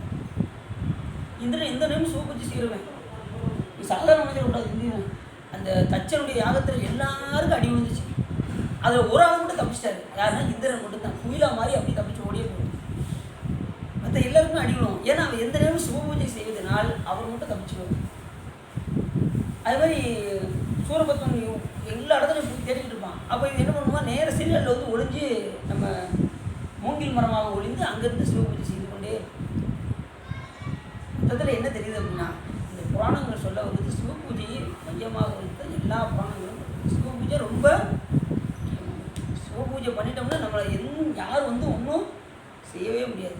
நம்ம அதில் உறுதியாக இருக்கலாம். சிவபூஜை ரொம்ப மானுட பிறவி தானும் வகுத்தது மனம் வாக்கு காயம் ஆனிடத்தைந்தும் அரண்மணிக்காக ஒன்றும் வானிடத்த வரும் மண்வேல் வந்து அரண் தனி அனுப்பிச்சிருப்பார். ஊனிடத்து உடலும் ஊமர் இதை ஒன்றும் புனரார் அந்தோம். இதெல்லாம் மற்றவர்களுக்கு தான் தெரியாது, நமக்கு சாமி உணர்த்திருக்காரு. சிவபூஜை ரொம்ப முக்கியம்னு சிவபெருமான் நமக்கு உணர்த்திருக்காரு. சரி, அப்படி அந்த கோபம் தணிந்து உடனே உயிர்களுக்கு நேர்ந்த இடையூற்று நினைக்கும் சிவபெருமானுடைய திருவடிகளை மனதில் சிந்தித்து சாமியை சிந்திச்சு தான் அந்த இதை மறுபடியும் சொல்கிறார். அவருடைய வழியில் சொல்லலை. என்ன சொன்னார், வியாழ பகவான் உடனே அவர் கருத்துப்படி சொல்லலை, உடனே சிவபெருமானை தியானித்து தான் என்ன சொல்கிறாரு, அந்த சாப நீக்கத்தை கொடுக்குறாரு. ஏன்னா அவரால் கொடுக்க முடியாது. அந்த சாப நீக்கம் யாரால் கொடுக்க முடியும், சிவபெருமான் உள்ளே இருந்தால் தான் கொடுக்க முடியும். அப்படிதான் மனதில் தியானித்து கொண்டு உடனே அதை சொக்கநாத பெருமானே உங்களுக்கு முளைப்பால் கொடுத்து மந்திரிகளாக்கி மோட்சத்தை தந்துடுவார்னு உடனே சொல்கிறாரு. அப்படி சொன்னதும் உடனே சுகலன் பிள்ளைகள் 12 குருவிருந்த துறையின் புறத்தில் உள்ள காடுகளில் சஞ்சரிக்கும் பன்றிகள் எல்லாவற்றிற்கும் அரசனாகிய பன்றியின் பெற்றை வயிற்றில் போய் குட்டிகளாக பிறந்தார். உடனே அங்கே உள்ள காட்டில் ஒரு தலைமையான ஒரு பன்றி குட்டிக்கு போய் 12 பேர் நீங்கள் என்ன போயிட்டாங்க, போய் பன்றிக்கு வந்து பெடைன்னு வரான். இப்போ யானைக்கு வந்து என்ன சொல்லுவோம், யானை கன்றுன்னு. ஆமாம், கோழிக்கு வந்து குஞ்சு, கோழி குஞ்சு. இது பசு கன்று, பசுனுடைய கன்று. இந்த குட்டிகளுக்கு பூராமே கன்று. இப்படி ஒவ்வொருத்துக்கும் ஒரு இது இருக்குது. அது மாதிரி இதுக்கு வந்து என்ன பெடையாம், இது பன்றிக்கு வந்து பெடை. வயிற்றில் போய் குட்டிகளாக பிறந்தார். சூழன் பிள்ளைகள் 12 குட்டிகளாக இருக்கும் நாளிலே ஒரு நாள் ராஜராஜவாணியின் வேட்டையாடுதல் பொருட்டு சேனைகள் சூழ யானையை மேற்கொண்டு மதுரையிலிருந்து நீங்கி மேற்திசை காட்டிலே சென்றான். விலங்குகள் பயிலும் இடங்களை அறியும் ஒற்றர்கள் விலங்குகளின் அடிச்சுவட்டினை பின்பற்றி சென்றும் குழால் நாரும் வாயினையும் தீ போன்ற கண்களையும் உடைய புலிகள், பன்றிகள், திருகிய கொம்புகளை கொண்ட கலைமான்கள், மானினங்கள் முதலிய வாழும் இடங்களை அறிந்து மிக விரைந்து வந்து அரசன் எதிரே புகன்றன. வேட்டையாடுதலில் வல்லாறு முன்னே விரைந்து சென்று காடுகளை வெட்டி சரிந்து புறம்பே வலைகளை கட்டி நாய்களை புறத்தே காவலாக வைத்து படகுகளை ஏந்திய வீரர்கள் பக்கங்களில் நிறுத்தி வைத்தனர். பாண்டியனும் யானையின் மேல் ஏறி ஒரு வாள் நின்றனர். இப்போ என்ன செய்கிறாங்க, ஒரு விலங்கு அடிக்கணும்னா என்ன செய்வாங்க, இன்னொரு விலங்கு என்ன செய்வாங்க, காட்டி தான் என்ன செய்வாங்க, அந்த விலங்கு பிடிப்பாங்க. இந்த வேட்டையாடுறவங்க என்ன செய்வாங்கன்னா, அது எதை சாப்பிட வருதோ அந்த விலங்கு என்ன செய்வாங்க, கட்டி போட்டுருப்பாங்க. உடனே அந்த சாப்பிட வரும் பாருங்க, இவங்க உடனே அந்த விலங்கு வந்து வேட்டையாடிடுவாங்க. அப்படி தான் வேட்டையாடுற தொழிலாம் நடக்கும். அது ஆசையோடு சாப்பிட வரும் பாருங்க, உடனே என்ன செய்வாங்க, அம்பை விட்டு எதி அந்த விலங்கு அடித்து வேட்டையாடுவாங்க. இப்படி தான் இந்த இதை என்ன செய்கிறாரு, ஒவ்வொருத்தையும் வச்சு என்ன செய்கிறாங்க, இதை பற்றி தான் நிறைய சொல்கிறாங்க. கொஞ்சம் இந்த வேட்டையாடுறதை பற்றி நிறைய வருது. அங்கங்கே ஏந்திய வீரர்களை பக்கங்களில் நிறுத்தி வைத்தார். பாண்டியனும் யானையின் மேல் ஏறி ஒரு பால் நின்றான். எல்லாத்தையும் அங்கங்கே போய் நிப்பாட்ட வச்சு, படை வீரர்களாக நிப்பாட்ட வச்சு இவரும் என்ன செய்கிறாரு, ஒரு பால் நின்று அந்த வேட்டையாடுறாங்க. பார்வை விலங்குகளை நிறுத்தி அவ்விலங்குகளின் ஒளி போல் ஒழித்து ரெண்டாவது என்ன செய்வாங்கன்னா, அந்த விலங்கு போல கூ விடுவாங்க. கூவுனா உடனே அந்த விலங்கை பார்த்து ஓடி வரும்ல, அந்த நேரத்தில் அந்த அம்பு எய்து அந்த விலங்குகளை கொள்றது. இப்படிலாம் வேட்டையாடுவாங்க. இதெல்லாம் புராணங்கள் படித்தா தான் நமக்கு தெரியுது, இல்லைன்னா நமக்கு தெரியுமா? அப்போ அந்த மாதிரி தான் வேட்டையாடுறாங்க. புலிகளும் மான்களும் யானைகளும் விரண்டு ஓடுமாறு பாண்டியனும் படை வீரர்களும் கொடிய கடைகளை பொழிந்தனர். மான்களில் சிலர் கால் முறிந்து வீழ்ந்தன, சில தலை சிதைந்து சாய்ந்தன, குருதி ஆறாக பெருகி ஓடியது. அம்பு வைத்து இது என்னாகும்? ரத்தம் ஆறாக போகத்தான் செய்யும். இப்போ இதெல்லாம் வந்து குற்றமா குற்றம் இல்லையா? இந்த வேட்டையாடுறது வந்து குற்றமா குற்றம் இல்லையா? உயிரிழப்புன்றது குற்றம். சில பேர் அந்த தொழிலாக உள்ளவங்களுக்கு அவர் தொழிலாக உள்ளவங்களுக்கு குற்றம் ஆகாது. ஆனால் என்னால குற்றம் தான். ஆனால் சாமி என்ன செய்வார்? அதுக்கு தகுந்த மாதிரி ஒரு ஆப்ஷன் வச்சுருப்பார். அங்கே போய் தான் இறக்கணுங்கிற உயிரை சாமி என்ன பண்ணுவார்? அந்த விலங்குகளாக படைத்து என்ன செய்வார்? அவங்க மூலியமாக சாமி அந்த வினையை போக்குவார். அவர் ரொம்ப தப்பு செஞ்சேன்னு வச்சுக்கோங்க, சாமி என்னதான் போடுவார்? விலங்குகளாக போடுவார். மானா போட்டார்னு வச்சுக்கோங்க, எந்த நேரம் பயந்து எந்த நேரத்தினாலும் என்ன செய்யும்? புளியாவது சிங்கமாவது உடனே கப்பிடும். நம்ம கொஞ்சம் சற்று நல்லா சிந்திச்சு பார்க்கணும். நாம் அந்த பிறவி இருந்தோம்னா நம்ம என்ன ஆகும்? சாமி அதெல்லாம் விடுத்து நமக்கு என்ன பிறவி கொடுத்துருக்காரு? மனித பிறவி. விலங்குகளாக இருந்தோம்னா நம்ம எந்த நேரமும் ஒரு நாளாவது நம்ம நிம்மதியாக இருக்க முடியுமா? யோசிச்சு பாருங்கள். இல்லை பறவைகளாக இருந்தால் தான் நிம்மதியாக இருக்க முடியுமா? பறவையிலையும் சும்மா விடாது, கழுகுலாம் பார்த்துச்சுன்னா கொட்டி தூக்கி போயிடும். இப்படி எந்த விலங்கினங்களை எடுத்தாலும் பயந்து ஒவ்வொரு விலங்கு எந்த நேரத்தில் உயிர் போகணும் அவங்களுக்கே தெரியாது. அந்த மாதிரி இருக்கும் ஒவ்வொரு விலங்குகளும் பறவைகளும் ஒவ்வொரு உயிரினங்களும். ஆனால் அந்த மனித பிறவி மட்டும் நம்ம என்ன செய்கிறோம்? ஜம்முன்னு சம்பாதிக்க வேண்டியது, ஜம்முன்னு சாப்பிட வேண்டியது, என்ன செய்யணும்? ஜம்முன்னு உறங்க வேண்டியது. அது அப்போ இங்கேருந்து போகிறதுக்கு மனசே வராது. இன்னும் கொஞ்சம் காலம் இருந்து வாழ்ந்துட்டு தான் போவோமே, பிள்ளையை பார்த்துட்டு தான் போவோமே, பிள்ளைக்கு ஒரு பேரனை பார்த்துட்டு தான் போவோமே, இப்படியே காலத்தை கடத்தி கடைசி வரைக்கும் அழுந்து இருந்துக்கிட்டே தான் இருக்கும். போகணுங்கிற எண்ணமே வராது. இறைவனை வழிபாடு செய்யணும் அப்படி இருக்கும். இறைவனை வழிபாடு செய்யணுங்கிற எண்ணமும் வரவே வரும். காலத்தை தள்ளி போட்டுக்கிட்டே தான் இருப்பாங்க. இன்னைக்கு நம்ம எப்படி இருக்கணும் அப்படின்னா, நம்ம செய்கிற வழிபாட்டில் எப்படி இருக்கணும் அப்படின்னா, எந்த நிலைக்கும் நம்ம தயாராக இருக்கணும். நாளைக்கு உயிர் போனாலும் நம்ம என்ன செய்யணும்? தயாராக இருக்கணும். சிவபெருமான் திருவிழாவில் போனால் போயிட்டு போகுது அப்படிங்கிற தைரியத்தில் இருக்கும். சாமி வழிபாடு செய்யணும். அதனால் நமக்கு எந்த துன்பம் நம்ம பரவாயில்ல. அது என்ன இல்லை? புரந்தரன் மால் அயன்பாடும் குடிகடினும் இல்லே நேரத்து திருவருளால் அடியாரோடு அல்லாது நரகம் புகினும் எல்லே நேரத்து திருவருளால் இருக்க பெரிய நிறைவா உள்ளேன் பிரதெய்வம் உன்னையல்லாது எங்கள் தம்மனை. யார் சொல்கிறா? அணிக்கவாசம். நரகத்திலே போனால் பரவாயில்ல சாமி, எங்கன்னா முடியும், ஆனால் உன்னுடைய திருவருளாக இருக்கணும் அப்படின்றாரு. அப்படி சொல்லியாச்சு என்ன ஆயிரும்? நரகம் சிவலோகமாக மாறிவிடும் அப்படிங்கிற உரைப்பில் இருக்கும். சாமி மேலே உரைப்பு. என்னைக்காவது சிவபெருமான வழிபாடு பண்ணி யாராவது கீழே போயிருக்காங்க? யோசிப்பாங்க. மேல்நிலைக்கு தான் போயிருக்கீங்க, யாருமே கீழ்நிலைக்கு வந்ததே கிடையாது. சில கஷ்டங்கள் இருக்கும். அது என்ன, எதுக்காக அந்த கஷ்டங்கள் வருதுன்னா, நம்மளுடைய வினைகளை போக்குவதற்காக என்ன செய்கிறோம்? அந்த கஷ்டங்கள் நமக்கு தெரியும். வினையில் போகலைன்னா எப்படி நம்ம இங்கேருந்து போக முடியும்? யோசிச்சு பாருங்க. அப்போ அந்த கஷ்டங்கள்லாம் எதுக்காக வருது? நம்மளுடைய வினைகளை சீக்கிரம் நம்ம சாமி என்ன பண்ணுறாரு? வேகமாக கடிச்சு விட்டு இந்த பிறவிலே எடுத்து இந்த பிறவியை முடித்து கொண்டு நம்ம என்ன செய்வார்? இனி ஒரு பிறவாத நிலையை சிவபெருமான் நமக்கு தந்துருவார். இந்த காரணம் தெரியாமல் சிவபெருமான வழிபாடு பண்ணால் ரொம்ப கஷ்டத்தை கொடுக்காராமே அது அப்படியா அப்படின்னு ஒரு ஆட்டை கேட்கறது. என்ன செய்வாங்க? சிவபெருமான கும்பிட்டா கஷ்டம் ரொம்ப வருதாங்க, தாங்க முடியாத கஷ்டம் வருதாங்க அப்படிம்பாங்க. இவர் பார்த்து அவர் என்னைக்காவது எந்த உயிருக்காவது துன்பம் கொடுக்கணும்னு நினைப்பாரா சாமி? ஏன் அப்படி துன்பம் வருது அப்படின்னா, அந்த பிறவியோடு என்ன செய்வார் சாமி? ஒரேடியாக அந்த வினையெல்லாம் கழித்து அப்போ சாமி அப்படியே வந்தார். எங்க அது நம்ம பட்டிச்சத்துக்கு வந்தார். திருவடி சாமி, திருவடி சுற்றணும்னு எப்போ நீ வந்து நல்லூருக்கு வந்துடு அப்படின்ட்டார் சாமி. இங்கே வந்தார், நல்லூருக்கு வா அப்படின்ட்டார். ஏன் அங்கேயே கொடுத்துக்கலாம்? ஏன் அப்படின்னா, அந்த 10 கிலோமீட்டர் தொலைவில் அவருக்கு அந்த நடந்து போகும்போது கால் குத்தும், எல்லா விதமான வினை பயனுக்கு எவ்வளோ துன்பங்கள் வரும். அந்த 10 கிலோமீட்டர் நடக்க முடியும், கால் சுடும்.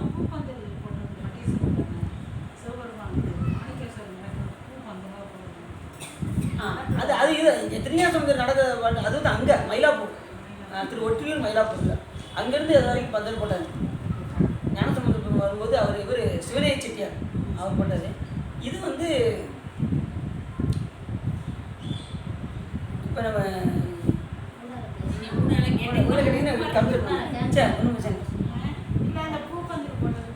இப்போ பட்டீச்சரத்துக்கு வந்து அப்புறம் சாமி என்ன செய்யார்? பட்டீச்சரத்துக்கு வந்தார். பட்டீச்சரத்துலேருந்து இங்கே போக முடியும். இவருக்கு பந்தல் போடுறதுக்காக இல்லை, இவர் திருவடி சூட்ட வேண்டும் என்று கேட்டார். உடனே இவர் என்ன சரி நல்லூர் பக்கத்தில் ஒரு 10 கிலோமீட்டர் தொலைவில் நல்லூருக்கு வாப்பா அப்படின்ட்டார். இவர் இங்கேயே கொடுத்துக்கலாம் சாமி, இந்த ஏன் 10 கிலோமீட்டர் தொலைவில் வான்னு சொன்னார்னா, உடனே நம்ம இந்த 10 கிலோமீட்டர் தொலைவில் போக முடியும், அந்த கல் குத்தும், வெயில் சுடும், இந்த மாதிரி இதெல்லாம் பார்த்தீங்களா, இதெல்லாம் அந்த வினைகள் கொஞ்சம் நெஞ்சம் பாக்கியிருக்கும். அதெல்லாம் கழிச்சிட்டு சாமியை திருவடி சுட்டினா என்ன ஆகும், அந்த உயிர்களால் அனுபவிக்க முடியும் என்பதற்காக சாமி 10 கிலோ அங்கே வாப்பா நல்லூருக்கு வா அப்படின்னார். அவன் நடந்து போகணையும், ஏன்னா எஞ்சிய வினைகள் கொஞ்சம் நெஞ்சம் கூட இருக்கக்கூடாது. இருந்ததுன்னா அதுக்கு என்ன வரும், அதுக்கு ஒரு பிறப்பு வரும். வினைகள் அதான் முதல்ல சொன்னோம்ல, சொக்கநாத உன்னையே சொல்லும் அடியனுடைய பக்கமாய் நின்று வினை பாட்டியே அப்படின்னு முதல் பாட்டில் பார்த்தோம் பார்த்தீங்களா. அது மாதிரி வினையை வந்து நமக்கு சாமி என்ன செய்வார், சுத்தமாக இல்லாமல் செஞ்சுருவார். கொஞ்சம் நெஞ்ச வினைகள் பாக்கி இருந்தாலும் ஏதாவது எதுக்காக அந்த வினைகள் கொஞ்சம் நேரம் பாக்கி அனுபவிக்க விடுறாரு, அப்போனா தான் எதை அனுபவிக்க முடியும், அந்த பேரின்பத்தை அனுபவிக்க முடியும். இல்லைன்னா அந்த பேரின்பத்தை அனுபவிக்க முடியும். அந்த 10 கிலோமீட்டர் தள்ளி தான் போனார். உடனே சிவருமன் நம்ம குழந்தை எப்போ வரும் காத்துக்கிட்டு இருந்தான். சிவருமன் வந்து இந்த ஸ்கூலுக்கு பிள்ளைகளை போயிட்டு சாயங்காலம் 4 மணிக்கு பிள்ளைகளை என்ன செய்வாங்க, பிள்ளைகளை போய் கூப்பிட்டு வர்றதுக்கு பெற்றோர்கள் போவாங்க. அது வெளியில் வந்து வாசலில் உட்காந்துருப்பாங்க. 4 ஆச்சு 4-5 ஆச்சு, இன்னும் நம்ம பிள்ளைய விட மாட்டேங்காங்களே, எத்தனை பிள்ளைகள் இருக்கு, நம்ம பிள்ளைய விட மாட்டேங்காங்களே அப்படிங்கிறது தான் இருக்குமே தவிர 4-5 ஆச்சு, 4-6 ஆச்சு, 4-7 ஆச்சு. மற்றொரு மனசு எப்படா பிள்ளை வரும் அந்த ஒரு ஆர்வம். 4-10க்கு பின்னடிப்பாங்க. உடனே அப்பாடா பிள்ளைய இப்போ யாவது விடுங்கப்பா அப்படின்னு ரெடியாக இருப்பாங்க. அப்பையும் பாருங்க எல்லா பிள்ளையும் வரும், இவங்க பிள்ளையும் இப்படி பார்த்துக்கிட்டே இருப்பாங்க, இப்படி இருப்பாங்க. கடைசியாக வரும். உடனே டீச்சருக்கு 2 வசவு, என் பிள்ளைய மட்டும் நீங்கள் கடைசி விடுங்க என்ன அப்படிப்பாங்க. உடனே வந்து அந்த பிள்ளைய கட்டி சேர்த்து தூக்குவாங்க பாருங்க, எப்படி இன்பமாக இருக்கும். அதுபோல் சாமி வரணும் அப்படி கட்டி சேர்த்து பிடிச்சி சாமி என்ன பண்ணாரு, திருவடி 2ஐயும் தூக்கி தலையில் வச்சுட்டான். நனைந்தனே திருவடிகளின் தலைமையில் வைத்தார் நல்லூரின் பெருமானார் நல்லவாரே அப்படின்னு சாமி சொல்றாரு. எனக்கு சாமி என்ன பண்ணாது தெரியுமா, அந்த திருவடியை தூக்கி தலையில் வச்சார். நனைந்தனே திருவடி என் தலைமையில் வைத்தார் நல்லூரியம் பெருமானார் நல்லவாரே வச்சார். நல்லா வச்சாரு, திருவடி வச்சாரு, நல்லவாறு வச்சாரு. எப்படிப்பட்ட பெருமானா, அவர் நல்லூரும் பெருமானார் நல்லூரில் வந்து வச்சார். அந்த ஒரு 2 வரையில் எவ்வளோ விஷயங்கள் இருக்குது பார்த்தீங்களா. அங்கே வந்து பார்த்தீங்கன்னா நல்லூரில் மட்டும் சாமி 5 நேரமாக பஞ்சவர்ணீஸ்வரர் 5 நேரமாக மாறிக்கிட்டே இருப்பார். இப்பயும் நீங்கள் போனீங்கன்னா பார்க்கலாம், உட்காந்து சிவலிங்கத்தை பார்த்துக்கிட்டே இருந்தீங்கன்னா அப்படியே 5 நேரம் மாறிக்கிட்டே இருக்கும். அவ்வளோ ஒரு சிறப்பாக இருப்பார் நல்லூர். சரி, அப்படி என்ன பண்ணுவாங்க, அந்த வேட்டையாடுறதுல அப்படி வந்து வேட்டையாடுவாங்க. ஒரு விலங்குகளை காட்டி என்ன செய்வாங்க, வேட்டையாடுவாங்க. அதனால் ரத்தம்னா ரத்தம் பூர்த்தியாக போகுது. யானைகள் வெண்ணினம் வெளிப்பட துதிக்களை விரித்து கீழே விழுந்து மடிந்தன. கரடிகளும் புலிகளும் வாய்களை பிளந்த வண்ணம் வீழ்ந்து மாண்டன. தோண்டிய புல்லின் மனமும் கிழங்கின் மனமும் வீச விரைந்து ஓடி வந்த சில பண்டிகைகள் வலையிலே விழுந்தன. எத்தனையோ பண்டிகைலாம் வலையில் விழுந்து ஒரு இந்த ஊழிடுற மாதிரி ஊழிடுறது, குழந்தை வரும்ல அப்படி வலையை போட்டு இப்படி நிறைய அளவிறந்த விலங்குகள் வீரர்கள் வேல்படையால் மாய்ந்தன. வேல்களுக்கு இலக்காகாது பிழைத்து நின்று கொடிய மிருகங்களை வளைந்து சூழ்ந்து வலையிலிருந்து தாவி வேட்டுவ மாக்கள் மீது பாய்ந்து மீள்வன. மதிலை முற்றுகையிட்டு போரிட வந்த வீரர்களை தாக்கும் பொறிகளாகிய விலங்கு கூட்டங்களை ஒத்தன. வீரர்கள் விட்ட கடைகள் முனிவரிடம் சாவு மொழியிலிருந்து விரைந்து சென்று புலிகளையும் கரடிகளையும் மான்களையும் யானைகளையும் துளைத்து சென்றன. இவ்வாறு துண்டித்த விலங்குகள் இப்படி எத்தனை செஞ்சாலும் அளவிறந்த விலங்குகளை வேட்டையாடிருக்காங்க. யாரு, ராஜராஜ பண்டிதர். இப்படி செஞ்சுக்கிட்டு வந்துருக்க நேரத்தில் இவ்வாறு பல்வேறு வகையான விலங்குகளெல்லாம் வேட்டையாடிய வண்ணம் ராஜராஜ பாண்டியன் மேற்திசையை நோக்கி செல்லும் போது ஒரு பன்றி அரசன் இருக்கும் காட்டின் கண் முன்னர் ஓடி வந்து நின்று, எங்கள் அரசே, இங்குள்ள விலங்குகள் அனைத்தையும் பாண்டியன் கொன்று வருகின்றான் என்று ஒரு பன்றி போய் என்ன செய்யுது, பன்றிக்கு அரசனாக இருக்கக்கூடிய பண்டிகிட்ட போய் ஒரு பன்றி போய் எல்லாவரையும் கொண்டுட்டே வரான். யாரு, பாண்டிய அரசன் எல்லாத்தையும் கொண்டுட்டு வரான் அப்படின்னு சொல்லி அந்த அரசன்கிட்ட போய் சொல்லுது. பன்றிக்கு அரசனாக இருக்கக்கூடிய அப்படி சொல்லதும் என்று சொல்ல அரச பன்றி அது கேட்டு பெரும் களிப்படைந்து போர் புரியை எண்ணி எழுந்து செல்லும் போது தன் உயிர் போன்ற பெண் பன்றியை நோக்கி, நான் இன்று பாண்டியனை எதிர்த்து போர் புரிந்து வென்று வெற்றி மாலையுடன் வருவேனோ அல்லது இறந்து விடுவேனோ ஐயே அப்படின்னு என்ன சொல்லுது, தன் மனைவியை பார்த்து சொல்லுது. இந்த பன்றி அரசன் என்ன சொல்லுது, நான் வேட்டையாட போகிறேன், எல்லாத்தையும் அவன் வேட்டையாடிட்டு வரான், நான் அவளை வேட்டையாட போகிறேன். அதனால் நான் என்ன செய்வேன், திடீர்னு அவனோட அம்புக்கு நான் இறையானாலும் ஆயிடுவேன், நான் வந்தாலும் வருவேன், இல்லைனா வராமல் இருந்தாலும் இருக்கலாம். அதனால் நீ இந்த குட்டிகளெல்லாம் பார்த்துக்கிட்டு நீ இங்கே இரு அப்படின்னு இந்த பெண். இப்போ இந்த பன்றி அரசனும் அந்த மனைவிக்கு தான் இந்த குட்டிகள்லாம் இருக்குது. இந்த 12 குட்டிகளும் இவங்களுக்கு தான் பிள்ளைகளாக இருக்குது. இப்போ இவங்க தான் என்ன செய்கிறாங்க, அப்பா தான் என்ன செய்ய போகிறாரு, போருக்கு போகிறேன்னு சொல்கிறாரு. எந்த போருக்கு, இந்த வேட்டையாடுற போருக்கு. அப்படி சொல்லும்போது நான் வந்தாலும் வருவேன், இல்லைன்னா இறந்து பட்டாலும் படுவேன் அப்படின்னு அறியேன். நீ உன் புதல்வர்களை நன்கு பாதுகாத்து கொண்டு இங்கே இருப்பாயாக அப்படின்னு அந்த பண்டியரசன் இருக்குது. உடனே நம்ம தமிழ்நாட்டில் தான் வழக்கமாச்சே, கணவனை ஒன்று சொல்லிட்டாருன்னா மனைவி என்ன ஆயிரும், அப்படிலாம் நீங்கள் சொல்லக்கூடாது, நானும் உங்கள் கூட வருவேன், இறந்தாலும் நான் உங்கள் கூடயே தாங்க இறப்பேன் அப்படின்னு சொல்லுவாங்க. சொல்ல மாட்டாங்களா? அந்தளவுக்கு பத்தினியாக இருப்பாங்க தமிழ்நாட்டில். அதனால் அதே போல் என்ன ஆகுது, பெண் பன்றி என் பிராண நாயகனே, உயிர் அங்கு செல்ல இந்த உடல் இங்கு தனித்திருப்பது ஆகாது. பார்த்தீங்களா? இப்போ சொன்னேன், அது வரையும் வருது. முன்னாளில் இக்குட்டிகளை வகுத்த தெய்வம் இப்பாவியோ அது வேறு ஆதலின் யானும் வந்து இப்பெரும் சமர்புரிந்து வெற்றி பெறுவாயால் உடல் மீளுவேன், அல்லாமல் நீ இறந்து விடுவாயால் அங்கேயே யானும் இறந்துடுவேன். அந்த பெண்குட்டி என்ன சொல்லுது, பெண் பன்றியும் உன் கூட சேர்ந்து நானும் வரேன், நீ இறந்தாலும் நானும் இறந்துடுறேன், வெற்றியாக சொன்னாலும் நான் உன் கூட ஒத்துழைக்க அப்படின்னு சொல்லி அந்த பன்றி சொல்லு. உடனே ஆதல் செல்வம் எழுக என்று கூறி விரைந்து எழுந்தது. பிறகு பெண் பன்றி தனது மருகில் தழுவி வாரான் என்ற குட்டிகளை தள்ளிவிட்டு நிழல் போல தன் கணவனை பின்பற்றி அணிந்து செல்ல அரச பன்றி காற்றென கடித்து சென்றது. பல்வகை சாதியான பன்றி கூட்டங்கள் எல்லாம் படை வீரராய் முன்னே செல்ல அரச பன்றி இடிபோல் ஒழித்து கண்கள் இருந்து சினந்தி சிந்த மானம் என்கின்ற குதிரை மேலே ஏறி போரிட்டு இருந்தது. அப்படியே போய் சண்டை போட போகுது. ஒரு சிட்டி சதுர்க்கணும்.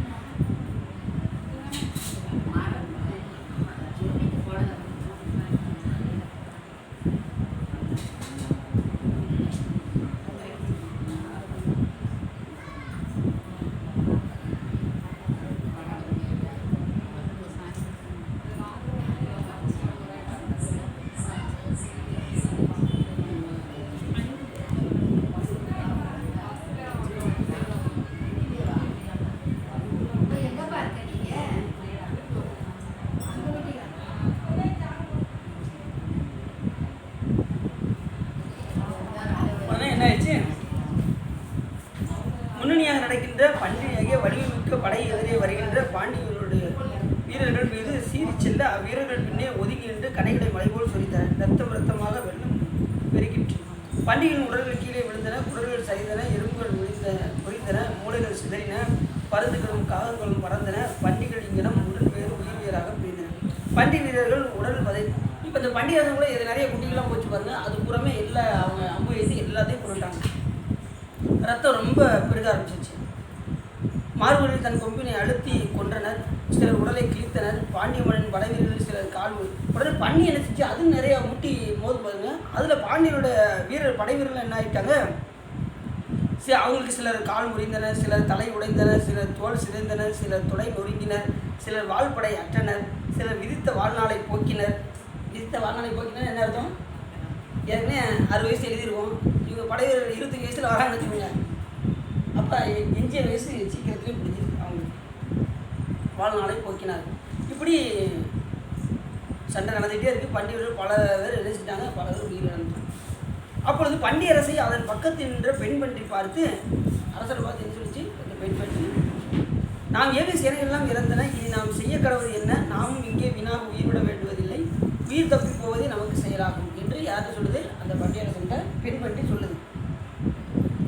உடனே அதற்கு பன்றி வந்து, நுண்ணறிவுடைய நூலோடு பழகினாலும் பெண்ணறிவதெல்லாம் பேதமைத்தேன், அதனால் உன் அறிவுக்கேற்ற காரியம் சொன்னார். இக்கு அறிவுடையவருக்கு இழுக்குடைய தரும், பயந்து விடுவதெல்லாம் இழுக்கு.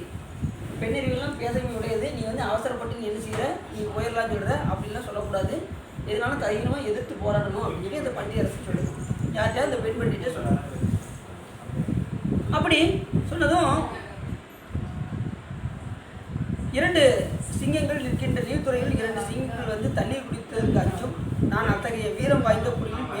குலத்தால் வந்து பிறந்துள்ளேன். அதனால் பாண்டியனுடைய வீரத்தை கொள்ளை கொண்டு என் புகழை எட்டு திசையிலும் விண்ணுலகத்திலும் நாட்டுவேன், அல்லது புறங்காட்டி ஓடாது போர்க்களத்தில் இறப்பேன் என்று இந்த பண்டியரசன் கொண்டு பாண்டியனை எடுத்து போராடுவேன், இல்லையா அங்கே விழுந்து வடிவேன் அப்படின்னு. இப்பூத உடம்பு அழிவதே அன்றி புகழுடம்பு அழிவதில்லை. ஆகவே அஞ்சுகின்ற நீ இங்கே நிற்பாயாக என்று கூறி தன் பெட்டையை நிறுத்திவிட்டு பெடைனா இந்த பெண்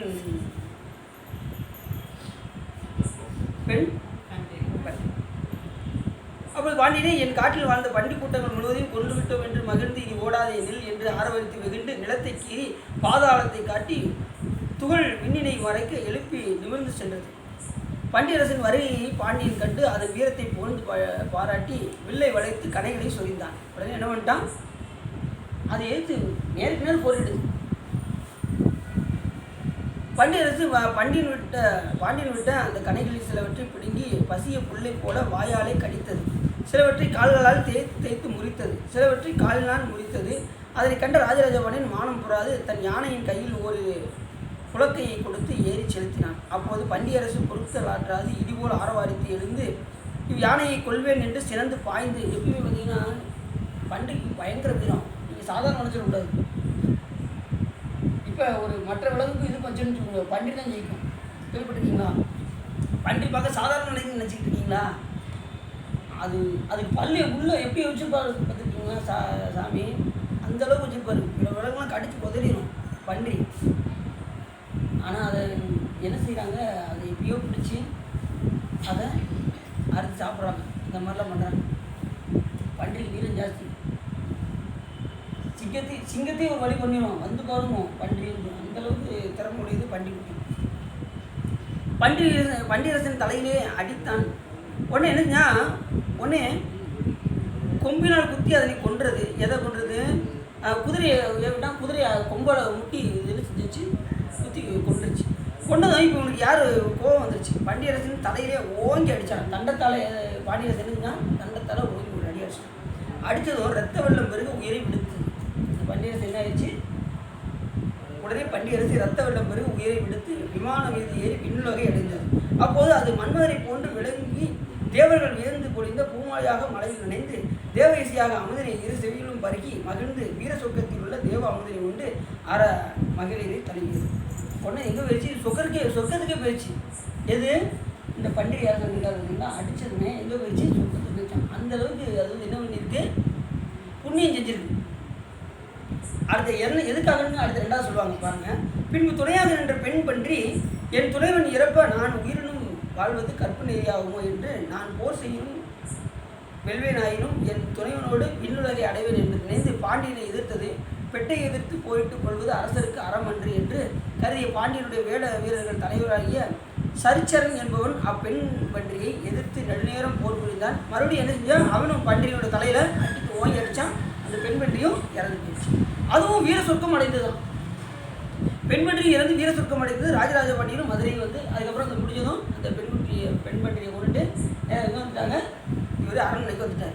பின்னர் பன்றிகள் வீழ்ந்து இறந்த இடம் மலையாகியதான். அந்த பன்றி இறந்த இடத்துல அந்த இப்பயும் பார்த்தீங்கன்னா பன்றி மலைன்னு இருக்கும் மதுரையில். போயிருக்கீங்களா? பன்றி மலை போயிருக்கீங்களா? போனதில்லை யாரும். அந்த பன்றி மலை என்னவா, அம்மலை பன்றிமலை என வழங்குகிறது. அப்பன்றி மலையில் அரிய தவம் புரியும் முனிவர், விஞ்சையர், சித்தர், யோகிகள் முதலியோர் முக்தி வரும் பொருட்டு தவம் செய்து வருகின்றனர். இப்போயும் அங்கே போனீங்கன்னா முனிவர்கள்லாம் என்ன செய்வாங்களா, அங்கே தவம் செய்வாங்களாம் பன்றி மலையில். அப்படி தவம் செஞ்சால் அவங்களுக்கு கேட்ட முக்தியெல்லாம் அங்கே கிடைக்கும். பன்றி மலையில் தவம் செஞ்சால் மதுரையில் தான் இருக்கான்.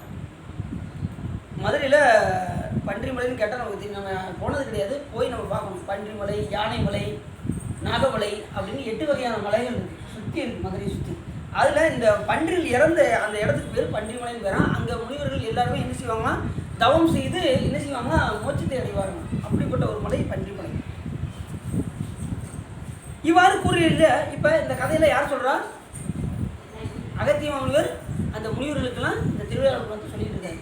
இப்போ அந்த அகத்திய மாமுனிவர்கிட்ட பிற முனிவர்களை நோக்கி, அறிவில்லாத பண்டிகையின் வடிவமாகிய மலையின் மீது முனிவர், விஞ்ஞையர் முதலியோர் தவமுறிய காரணம் யாது அப்படின்னு அந்த முனிவர்லாம் கேட்டாங்க.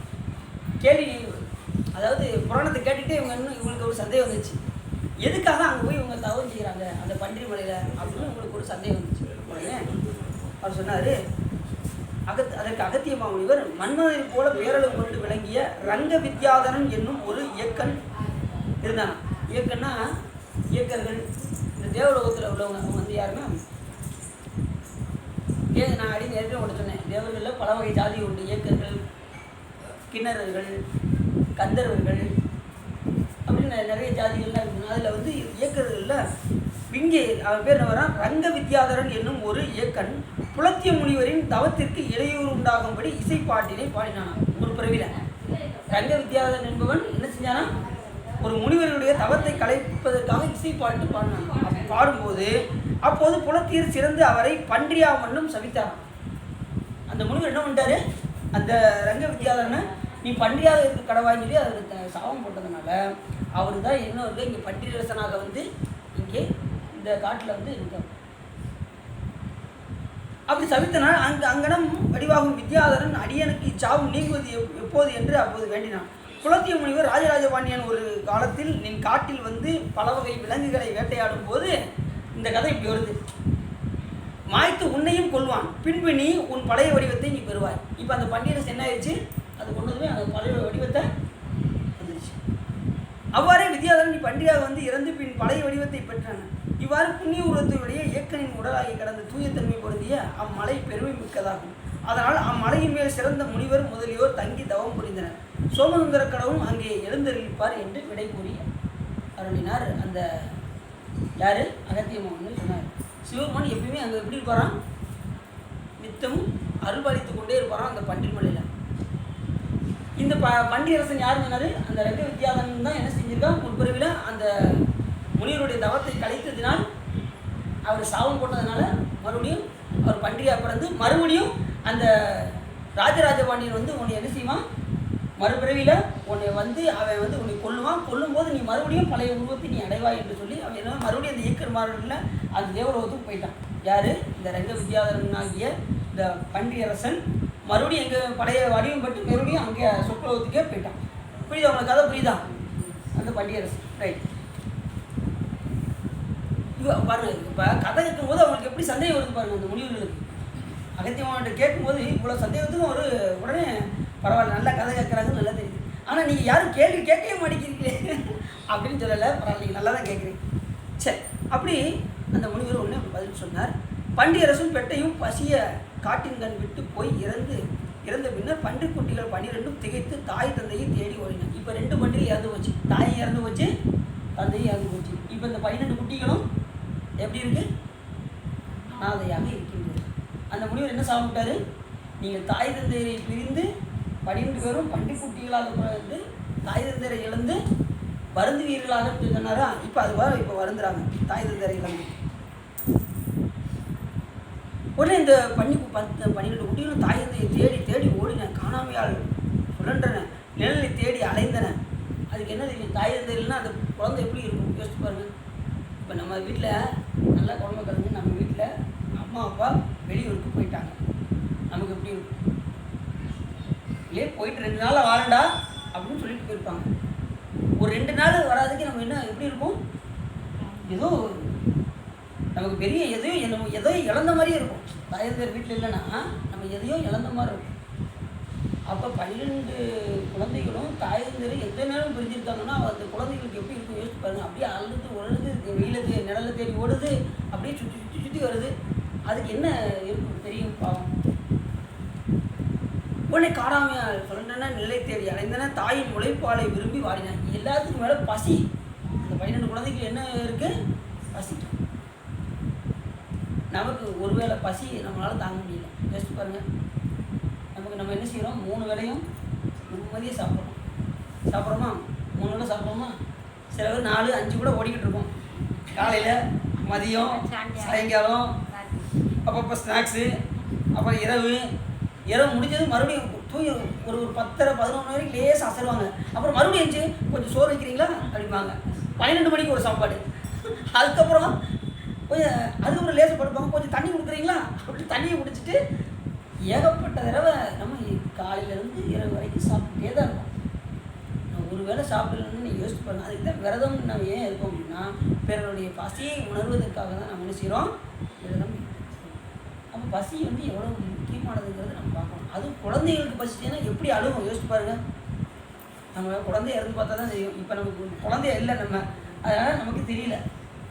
குழந்தைகள் பாலுக்காக எவ்வளோ இயங்கும், எவ்வளோ அழுகும். அந்த நேரத்தில் அமர்த்தலைன்னா அவங்களுக்கு எவ்வளவு அந்த குழந்தைகளுக்கு கஷ்டமாக இருக்கும். அப்போ இந்த 12 குட்டியும் தாய்ப்பாலுக்காக இயங்குது. பாலை விரும்பி வாடின, தாகமும் பசியும் வருந்தி சோர்ந்தன, வெயிலில் கொடுமை தாங்காது வெதும்பி வருந்தின. இவ்வாறு பன்றிக்குட்டிகள் வருந்தபோது சோமசுந்தர கடவுள் மீனாட்சி அம்மையாரோடு விமானத்தின் மேற்கொண்டு அக்காட்டின் கண் உடனே சாமி என்ன பண்ணாரோ விமானத்தில் அப்படி வந்தாராம். ஃப்ளைட்டில் அப்படி ஜல்லுன்னு வந்தாராம். யார் கூட? நம்ம அம்மையார் கூட அப்படி சாமின்னு அப்படி வந்தாராம். விமானத்தின் கண்ணை நான் ஒரு உதாரணத்துக்காக சொல்கிறேன். சாமி சிவபெருமான் அந்த விமானத்தில், எந்த விமானத்தில்? கோயில் விமானத்தில் எழுந்தருளி இருக்கிறார். அப்படி சொல்கிறதுக்கு உங்களுக்கு எப்படி சொல்கிறேன்? சாமி ஃப்ளைட்டில் வந்தார் அப்படின்னு உங்களுக்கு உதாரணத்துக்காக சொல்கிறேன். ஓ அப்போ சாமி நினச்சாருன்னா எதுலாம் வருவார். இப்போ நினச்சா கூட ஃப்ளைட்டில் வருவார். அது அவருடைய இச்சையை கொடுத்துருக்கு. நாம் இந்த காலத்துக்கு தகுந்த மாதிரி சாமி ஃப்ளைட்டில் வந்தார். வரும்போது எப்படி வந்தார்? உமையுமையோடு வந்தார். எப்பவுமே அவர் விட்டு நீங்காத சக்தியாகி நமக்கு உமையுமையோடு அப்படி வந்தார். வந்ததும் இந்த 12 குட்டி என்ன ஆகுது? அப்படி பாலுக்காக ஏறி உடனே சாமி என்ன பண்ணிட்டாரு? ஃப்ளைட்டை கீழே இறக்குப்போ அப்படின்ட்டாரு. எங்கே? கீழே அந்த காட்டுக்கு வந்துட்டார் சாமி. மீனாட்சி அம்மையோடு விமானத்தின் மேற்கொண்டு அக்காட்டின் கண் இச்சையினால் திரு விளையாடல் கொண்டிருந்தார். அந்நிலையிலே அவர் பன்றிக்குட்டிகளின் துன்ப நோய்க்கு இறங்கி விருப்பத்துடன் துயரகற்ற அந்த குட்டிகளுக்கு அவருடைய துயரத்தை நீக்குவதற்காக சிவன் என்ன பண்ணாராம்? அந்நிலையிலே அவர் பன்றிக்குட்டிகளின் துன்ப நோய்க்கு இறங்கி விருப்பத்துடன் துயரகற்ற அவற்றின் தாய்ப்பன்றியின் வடிவம் கொண்டு இப்போ சாமி என்ன பண்ணாரு? தாயாக மாறினார். தாயாய் முளையை தருவானே தாராதுழிந்தால் சவளையாய் நாயேன் கழிந்து போவேனோ நம்பித்தான் நல்லாயே அப்படின்னு யார் சொல்கிறா? 3 தாய். ஒன்று முதல் தாய், மற்றொன்று இடைத்தாய், மற்றொன்று அயல்தாய். இந்த 3 தாயில் யார் சிறந்தவர்? அந்த முதல் தாய் தான் சிறந்தவர். கடைத்தாய் என்ன பண்ணுவா? இந்த குழந்தைக்கு ஒரு வேலை இல்லை, ஒரே அழுதுகிட்டே இருக்கும் சொல்லுவாங்க. அவள் கடைத்தாய். அவள் லிஸ்ட்டில் சேர்க்கப்படாத தாய். 2வது தாய் நடுத்தாய் இருக்கா பாருங்கள். அவன் செய்வா தெரியுமா? பசித்த பிறகு குழந்தைக்கு போய் பால் கொடுக்குறது. பசித்ததுக்கு அப்புறம் பசிக்குன்னு அளவு பாருங்க, அந்த நேரத்தில் போய் பால் கொடுக்குறது. இந்த முதல் தாய் என்ன பண்ணுவான்? குழந்தைக்கு இந்த நேரத்தில் பசிக்கும் அப்படின்னு நினைச்சு பால் நினைந்து ஊட்டும் தாய். அவள் தான் எப்படிப்பட்ட தாய்? உயர்ந்த தாய். ஆனால் நம்ம சிவபெருமான் எப்படிப்பட்டவர்? அந்த தாயை காட்டிலும் மேலானவர். ஏன் அப்படின்னா, நல்ல கவனமாக இருக்கணும். ஏன் அந்த தாயை விட சிவபெருமான் மேலானவர் அப்படின்னா, இந்த முதல் தாய் என்ன செய்வா? பசி ஊட்டுவா, பாலை ஊட்டுவா. எப்படி ஊட்டுவா அப்படின்னா, நல்லா கவனமாக கேட்கணும். இந்த முதல் தாய் என்ன செய்வா? இந்த நேரத்தில் பசிக்குன்னு ஊட்டுவான். அவள் உயர்ந்தவ தான். ஆனாலும் அவள் மனசில் என்ன இருக்கும் அப்படின்னா, இந்த குழந்தை வளர்ந்து நம்மளை பார்த்துக்குவான் அப்படிங்கிற அந்த எதிர்பார்ப்பு இருக்கும். ஆனால் நமது சாமிக்கு எந்த எதிர்பார்ப்பு?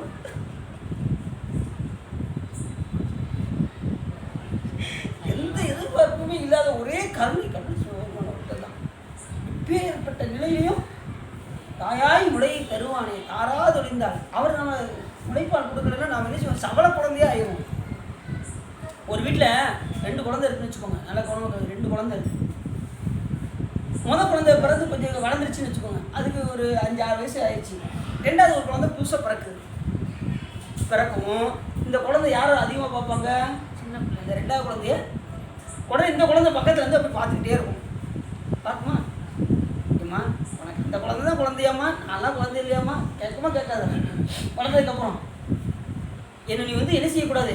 நீ என்னை வேறு குழந்தை என்னை தள்ளி வச்சிடக்கூடாது அப்படின்னு சொல்லி மாணிக்கவாசகர் சொல்கிறார். தாராதொழிந்தால் சவளையாய் நாயேன் கழிந்து போயினோம் நம்பி என்னை சவள குழந்தையாக ஆக்கிறாதம்மா சொல்கிறாங்க. என்னை நீ என்ன செய்யணும்? சேர்த்து நீ என்ன செய்யணும்? அன்பு காட்டணும்.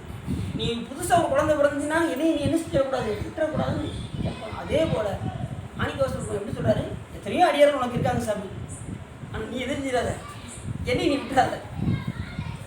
இல்லைன்னா அந்த அடியார் கூட்டத்துலலாம் உன்னை கேட்பாங்க. அந்த பாட்டை சொன்னால அரசிய பொன்னம்பலத்தில் உடையாளந்த நடுவிற்கும் உடையார் நடுவு நீ இருத்தி அடியார் நடுவில் இருவீரும் இருப்பதனால் அடியார் நடுவில் இருக்கும் அருளை பொய்யாய் பொன்னம்பலத்திய முடியா முதலே என் கருத்து முடியும் வண்ணம் முன்னின்று ஆண்டாய் என்னை முன்னம் யானும் அதுவே முயல்வுற்று பின்னின்று ஏவல் செய்கின்றேன் பிற்பட்டிருந்தேன் விமானே என்னென்று அருளி வர நின்று போந்திடு என் ஆவிடில் அடியார் முன்னின்று இவன் ஆர் என்னாரோ பொன்னம்பலத்துக்கு உகந்தான். சாமி பக்கத்தில் உள்ள அடியாரெல்லாம் கேட்பாங்க, நான் அந்த ஓரத்தில் நான் நிற்பேன், அவங்களாம் உன்னை கேட்பாங்க, என்ன கேட்பாங்கன்னா அந்த அவர் யார் அப்படிம்பாங்க. உடனே அவங்க கேட்கறதுக்கு முன்னாடி என்ன பண்ணிடு, என்னையும் ஒரு ஆளாக ஆக்கி கொண்டு வந்து உன் பக்கத்தில் சேர்த்துப்போம் சொல்ல அப்படின்னு சொல்கிறார் மாணிக்கவாசகர். ஒவ்வொரு நிலையிலையும் சொல்கிறார். ஆனால் எனக்கு தகுதி இல்லை சாமி, அவர்கள் மாதிரி எனக்கு தகுதி. அத்தனை நேரம் அவங்க கூட இருக்காங்க, அவங்களுக்கு தகுதி இருக்குது, நீ அவர்கள் ஆட்கொண்டா ரைட்டு. ஆனால் எனக்கு எந்த தகுதி இல்லை. ஏன் இல்லை அப்படின்னா எனக்கு அந்தளவுக்கு ஞானம் இல்லை, எனக்கு கடை ஞானமும் இல்லை. கற்றறியேன் கடை ஞானம் கசுதுரியேன் ஆயிரினும் மற்றறியேன் பிறதையும் ஒன்றே ஒன்று மட்டும் இருக்கு சாமி, ஒன்றை தவிர நான் யாரையும் வழிபாடு செய்யலை அப்படின்னு. மற்றறியேன் பிறதையும் வாக்கியலால் வாறுகடல் வந்து முற்றி இருமாந்து இருந்தேன் என் பெருமானே அடியேற்கு பொத்த வீசு நாய்க்கிடுமாறு அன்றே நீ பொன்னருடைய அப்படின்னாரு. இப்படி சாமி என்ன பண்ணாரோ உடனே தாயாக நோயால் வருந்தி உன்னை 100 குரல் கூப்பிட்டால் நீ யார் எனாதிருக்கை நீதியோ தாயாய் அடை கொடுத்த கேளல் அருங்குளவிக்கு அன்று முளை கொடுத்தாய் நீ அல்லவோ. சாமி நோயால் வருந்தி உன்னை 100 குரல் கூப்பிட்டால் நீ யார் எனாதிருக்கை நீதி அப்படி போட்டு நீ வராமல் இருந்தியா சாமி? நான் எந்த நோயில் வாழ்கிறேன், நான் பிறவி என்கின்ற நோயில் வாழ்கிறேன்.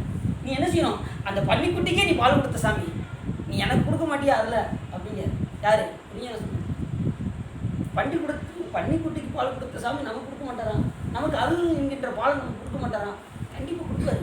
அவரை சார்ந்தவர்களுக்கு கண்டிப்பாக அந்த ஞானத்தை நமக்கு வரும். நமக்கு என்ன நோய் இருக்குது, பிறவி என்கின்ற நோய் இருக்குது. அந்த பிறவி நோய் தான் ஆணவமலம் என்கின்ற நோய். அதற்கு மருந்து யார்கிட்ட இருக்குது, சிவபெருமான். அவர் வழிபாடு செய்தால் அந்த ஆணவமலத்தை சிறிது சிறிதாக வெளிவடைய செய்வார். சரி, அப்படி ஒன்று சாமி என்ன பண்ணாரா, உடனே தாயாக மாறினார். தாய் பன்றிக்குட்டியாக மாறி எந்த தெய்வமாவது இப்படி யோசிப்பாரு, பன்றிக்குட்டியாக மாறி இருக்கா, எந்த தெய்வமாவது யோசிப்பாரு. சாமி அப்படி பன்றிக்குட்டியாக மாறி படிவம் கொண்டு காட்டினன் பசியால் வருந்தி நின்ற குட்டிகள் முன் செல்ல. உடனே சாமி என்ன செய்யாரா, பன்றியா மாதிரி உடனே அந்த குட்டிகளுக்கு பக்கத்தில் போனாராம். உடனே இந்த குட்டிகளுக்கு எவ்வளோ மகிழ்ச்சியாக இருக்கும். ஆகா தாயே வந்தவங்க உடனே என்ன செய்வாங்க, உடனே அந்த பசியை ஆட்டுவதற்காக அப்படியே வேகம் அந்த பிள்ளையெல்லாம் போகுது. அங்கன்னு நெருங்கி வருகின்ற தங்கள் தாயின் எதிரே பன்றிக்குட்டிகளும் விரைந்து ஓடி வந்து முட்டின, மோந்து பார்த்தன, முதுகிலே தாவி எட்டின, காலை விசைத்து பின் எரிந்து நிலத்தை வலிந்து வெட்டின, குதித்தன, விரைந்து ஓடின. பார்த்தேன் அப்படின்னு சாமி அந்த தாய் போலே இருக்காரு. அவங்க தாய் போலே சாமி அந்த பன்றிக்குட்டியாக வந்து இருந்ததும் அந்த குட்டிகளுக்கு சந்தோஷம் தாங்க முடியல.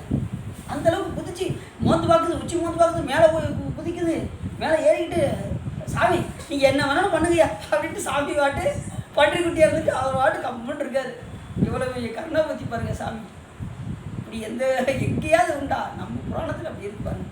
அந்த குழந்தைங்களாம் ஏறி ஏறி விளாண்டுச்சான். 12 குட்டிகளும் சாமி மேலே அந்த 12 குட்டிகளும் அப்படி இருந்தது தான் அந்த குட்டிகளுக்கு ஞானம் வந்துச்சு. அந்த 12 குட்டிகளும் சிவருமானே தாய்ப்பால் கொடுத்ததுனால தான் அந்த 12 குட்டிகளுக்கும் ஞானம் வருது. சும்மா சாமி தொட்டாலே ஞானம் வரும், அதுவும் இது போடு பிறண்டிருக்கு, அப்போ எப்படி வரும் ஞானம்? உடனே விரைந்து ஓடின மீண்டன திருமலாகிய பன்றியால் இன்னமும் காண்டற்கு அறியாகிய பன்றி வயசிலிருக்க குட்டிகளை தழுவி மோந்தது. திருமால் கூட பன்னிக்குட்டியாக போனார், அவருக்கு கூட சாமி காட்சி கொடுக்கல, திருவடி காட்டலை. ஆனால் இந்த 12 குட்டிகளுக்கு சாமி என்ன பண்ணாராம், எவ்வளோ பெரிய சிறப்பு பாருங்கள், எந்த இடத்துல கொண்டு வந்து போகிறாங்க. அவர் கூட பன்னிக்குட்டியாக தான் போனார், ஆனால் பார்க்க முடியலையே. ஆனால் இவங்க செய்த தவம் கருணை பிறகு கால் சுரந்த முளைப்பாலினை ஊட்டியது மிக்க வலியும் சிறந்த வெற்றியும் ஞானமும் பெருந்தகையும் பிற நற்குணங்களும் உண்டாகும் வண்ணம் அருள் புரிந்தது. உடனே எல்லாமே வந்துருச்சு, அருள், ஞானம், சிறந்த வெற்றி. பின்னர் அக்குட்டிகளுக்கு முகம் ஒன்றை மட்டும் பன்றி முகமாக வைத்து மற்ற உறுப்புகள் அனைத்தையும் மக்கள் உடம்பில் உள்ள உறுப்புகளாக நல்கியது. இப்போ முகம் மட்டும் தான் என்னதான் இருக்குது, பன்றிக்குட்டியாக இருக்குது. உடம்பு மற்றதெல்லாம் மனித உடம்பாக மாறிச்சான். இவ்வாறு செய்துள்ள சோமசுந்தர கடவுள் தாம் எடுத்த பன்றியின் உருவத்தை விடுத்து மறைந்திருந்தார். உடனே சாமி என்ன பண்ணாரு, அந்த பன்றி உருவத்தை எடுத்து மறைஞ்சிச்சார். இப்போ ஏற்கனவே முசுகுந்த சக்கரவர்த்தி கைலாய மலையில் வச்சு என்ன பண்ணுவார், குரங்கா இருப்பார். உடனே அர்ச்சனை பண்ணிக்கிட்டே இருப்பார். உடனே சாமி என்ன பண்ணுவார், இங்கே வாப்பா அப்படின்னாரு. உடனே நீ பூலோகத்தில் போய் பிறக்க கடவாய் அப்படின்னு. சாமி என்ன சாமி நான் இது தெரியாமல் செஞ்சுட்டேன் அப்படின்னாரு. நீ நல்லதான் செஞ்சுருக்க, நீ வில்வத்தினால் எம்மை அர்ச்சனை புரிந்தார், நீ அதனால் என்ன செய்யும், போய் சக்கரவர்த்தியாக பிறக்க கடவாய்ங்கிறார். முசுகுந்த சக்கரவர்த்தியாக பிறக்க கடவுள், நீ நல்லது தான் பண்ணியிருக்கா அப்படின்னா. இருந்தாலும் சாமி நான் பூலோகத்துக்கு போயிட்டு அங்கே எனக்கு வந்து மயக்குது சாமி, ஆனால் ஒன்று சாமி, ஒன்றே ஒன்று மட்டும் சொல்லட்டுமா? சொல்லுப்பா அப்படின்னாரு சாமி. நான் கீழே போய் பிறக்கும்போது இந்த முகம் எனக்கு அப்படியே இருக்கும். என்ன முகம்? குரங்கு முகம் அப்படியே இருக்கும். மற்ற உடம்பு இருக்கட்டும், முகம் மட்டும் எனக்கு குரங்கு முகமாக வச்சுருந்த சாமி அப்படின்னு சொல்லி தான் வந்துச்சு. அதில் தான் அவர் பேர் முசுகுந்தர். முசுகுந்தனா குரங்குன்னு இருக்கும். முசுகுந்தர் சக்கரவர்த்தியாக இருந்து அவரும் பார்த்தீங்கன்னா முருகப்பெருமானுடைய கல்யாணத்தில் அவர் முக்கியமான பிரமுகர். யார்? முசுகுந்தர் சக்கரவர்த்தி. அவர் தான் தியாகராஜர் 7 இடத்துலையும் சப்த விடங்க தலங்கள் அவரால் தான் உருவாச்சு. யார்? நம்ம தியாகராஜரை 7 இடத்துல நிறுவியவர் அவர், அந்த முசுகுந்தர் சக்கரவர்த்தி. அப்படிப்பட்ட ஒரு சேர்ந்தவர். அதே மாதிரி இப்போ என்ன, மனித உடம்பு முகம் மட்டும் பன்றிக்குட்டி உருவெடுத்து விடுத்து மறைந்தனா. இவ்வுலகில் இறைவர் தாய் பன்றியாக வந்து முளை கொடுத்து அறிவில்லாத பன்றிக்குட்டிகளை அறிவுடைய மக்களாக செய்து, அந்த 12 குட்டிகளும் முதல்ல என்ன பார்த்தோம், அதுக்கு அறிவு கிடையாது. அவங்க வளர்ந்த வளர்ப்பு அப்படி. தாய் தந்தையார் ஒரு நல்லபடியாக ஊட்டி வளர்க்கலை. தாய் தந்தையார்கள் நல்லா இருந்தாங்கன்னா பிள்ளைகள் எப்படி இருக்கும்? நல்ல பிள்ளைகளாக இருக்கும்.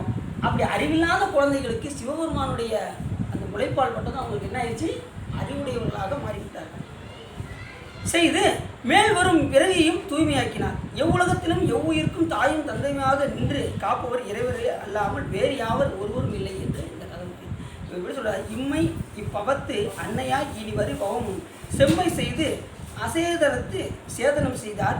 எம்மை எப்பவராக தாயினும் எனைப்பட உயிர்க்கும் அம்மையப்பராய் காப்பவர் அவரல்லால் எவரே அப்படின்னு சிவன் எங்கே போய் ஒரு அடியார் வந்து எங்கேயாவது போய் பிறந்திருக்காருன்னு வச்சுக்கோங்க. எங்கே யாதாகினும் எங்கேனும் யாதாகி பிறந்திடும் தன் அடியாருக்கென்று அருள் புரியும். தன்னுடைய அடியார் எங்கேயாவது ஒரு பிறவியில் இருக்காங்கன்னா சாமி என்ன பண்ணுவாரோ உடனே வந்து அவருக்கு அருள் செய்ததுக்கு போயிடுவாங்க. யாதார் எந்த பிறவியாக இருந்தாலும் சரி, எந்த விலங்குகளாக இருந்தாலும் கூட பரவாயில்ல, உடனே சாமி என்ன செய்வாராம்? அவருக்கு அருள் புரிவதற்கு தன் அடியார் என்று என்ன செய்வாராம்? அருள் புரிய அங்கே போயிடுவாங்க. அப்படிதான் இங்கே எங்கேயோ அடியார் இருந்திருக்காங்க. அதனால சாமி என்ன பண்ணிருக்காரு? தாய்ப்பால் கொடுத்துருக்காரு. உடனே அந்த பிறவியில் அந்த தாயாகவே வந்து சாமி என்ன பண்ணிட்டாரு? அவர்களுக்கு ஞானத்தை வழங்கினார். அப்படி சிவபெருமான் வந்து இப்படி நிறையா பாட்டில் வந்து இந்த தாயாக வந்து கொடுத்ததுக்கு நிறையா ஏனக்கூறலையும் அருளை போற்றி, இந்த போற்றி திருவள்ளுவர் வருது. ஏனக்கூறு ஏன்னா பண்டின்னு இருக்கும். அதுக்கு சாமி முளைப்பால் கொடுத்ததை அதை பற்றி சொல்கிறாங்க. அப்புறம் பார்த்தீங்கன்னா ஏவுண்ட பன்றிக்கு இறங்கி ஈசன் எந்த பெருந்துரையாகி என்று கேவலம் கேளலாய் பால் கொடுத்த கிடப்பறிவார் எம்பீரான் ஆவாரே அப்படின்னு ஒரு பதியத்தில் வருதுல. கிடப்பறிவார் எம்பீரான் ஆவாரேன்னு திருவாசத்தில் வரும். அதில் இப்படி நிறைய இடத்துல பார்த்தீங்கன்னா இந்த முளைப்பால் கொடுத்ததை நிறைய இடத்துல சொல்லியிருக்காங்க. தாயாய் உடைய திருவானை தாராதுளிந்தால் சவளையாய் நாயன் கழிந்து போயினும் நம்பி இணைத்தான் நன்காயா. இப்படி நிறைய இடத்துல இந்த பன்றிக்குட்டிக்கு பால் கொடுத்த இதை சொல்கிறாரு சாமி. இதுலேருந்து என்ன தெரியுது அப்படின்னா, பன்றிக்குட்டியாளாக மூத்தவர்களை மதிக்க பழகி கொள்ள வேண்டும். நல்ல கவனம். இந்த புராணம் நமக்கு என்ன சொல்லுதுன்னா, அது இந்த 12 குட்டிகள் என்ன பண்ணுச்சு? 12 பேரும் அந்த முனிவருடைய தவத்தை கலைத்தார்களா. அப்போ பெரியவர்களை மதிக்க வேண்டும் என்பது நமக்கு இந்த புராணம் நமக்கு நல்லா உணர்த்து. பெரியவர்கள் யாராக இருந்தாலும் அவங்க என்ன செய்யணும்? மதிக்க நம்ம கற்றுக்கணும். ரெண்டாவது, எப்பேற்பட்ட இடிகுணத்தாராக இருந்தாலும் கூட சிவபெருமான் அருள் பார்வைப்பட்டதுன்னா அவர்கள் வந்து என்ன செய்வாங்க? மேன்மையடையவர்கள் என்பதும் இந்த புராணம் நமக்கு உணர்த்துது. அது இழிந்த பிறவியாக இருந்தாலும் பன்றிக்குட்டி அதுக்கு சிவபெருமானுடைய அருள் பார்வைப்பட்டு என்னாச்சு? அவர் இழிந்த பிறவியாக இருந்தாலும் சிவபெருமானுடைய அருள்னால் என்னாச்சு? அது நற்பண்புகளும் நல்ல குணங்களும் ஞானமும் கைவரப்பெற்றது. அதனால் சிவபெருமான் அருள் இருந்தால் எந்த பிறவியில் போய் நாம் இருந்தாலும் சாமி என்ன பண்ணுவார்? எங்கே உன்னடியால் உன்னை நினைந்தால் அங்கே வந்து அருள் புரிவன் என்பதற்கு இணங்க சிவபெருமான் என்ன பண்ணுவாராம்? அந்த வடிவம் தாங்கி வந்து சிவபெருமான் எந்த நிலையிலும் அடியார விடவே மாட்டார். அது நமக்கு ரொம்ப நல்லா இந்த புராணம் நமக்கு உணர்த்து. இதுகாரம் உள்ளம் நிறைந்து உவகை சிறந்து நீங்கள் புராணத்தை கேட்டதினால் உங்களுடைய வல்வினை கரைந்து திருவள்ளுவரையும் என்று சொல்லி திருக்குறள் பாடி அடியின் உரையை நினைவு செய்தேன். நாளைக்கு வந்து அந்த 12 குட்டிகளும் மந்திரிகளாக்கிய படணும். பன்றிக்குட்டிகளை மந்திரிகளாக்கிய படணும். சரி, நாளைக்கு அதை பற்றி பார்ப்போம். இப்பொழுது திருக்குறள் பாடி அடியின் உரையை நினைவு செய்கின்றேன். திருச்சிற்றம்பலம்.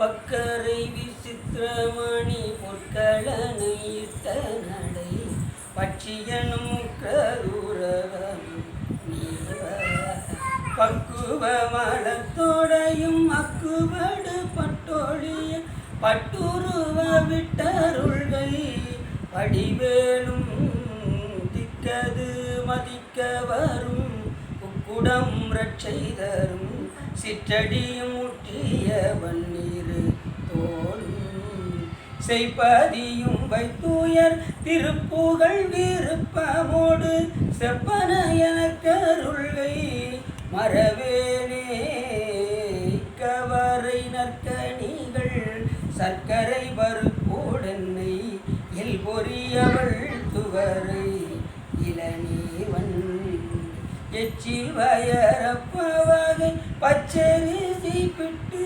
வெளரிப்பழம் இடிப்பல் வகை தனி மூலம் மிக்க அடி சிற்கடலை பட்சணம் எனக்கோடொரு விக்கின சமத்தனேனும் அருளாளி வெப்பகுடி லச்சடில விற்பர மரப்பரருள் வித்தக மறுப்புடைய பெருமாளே பெருமாளே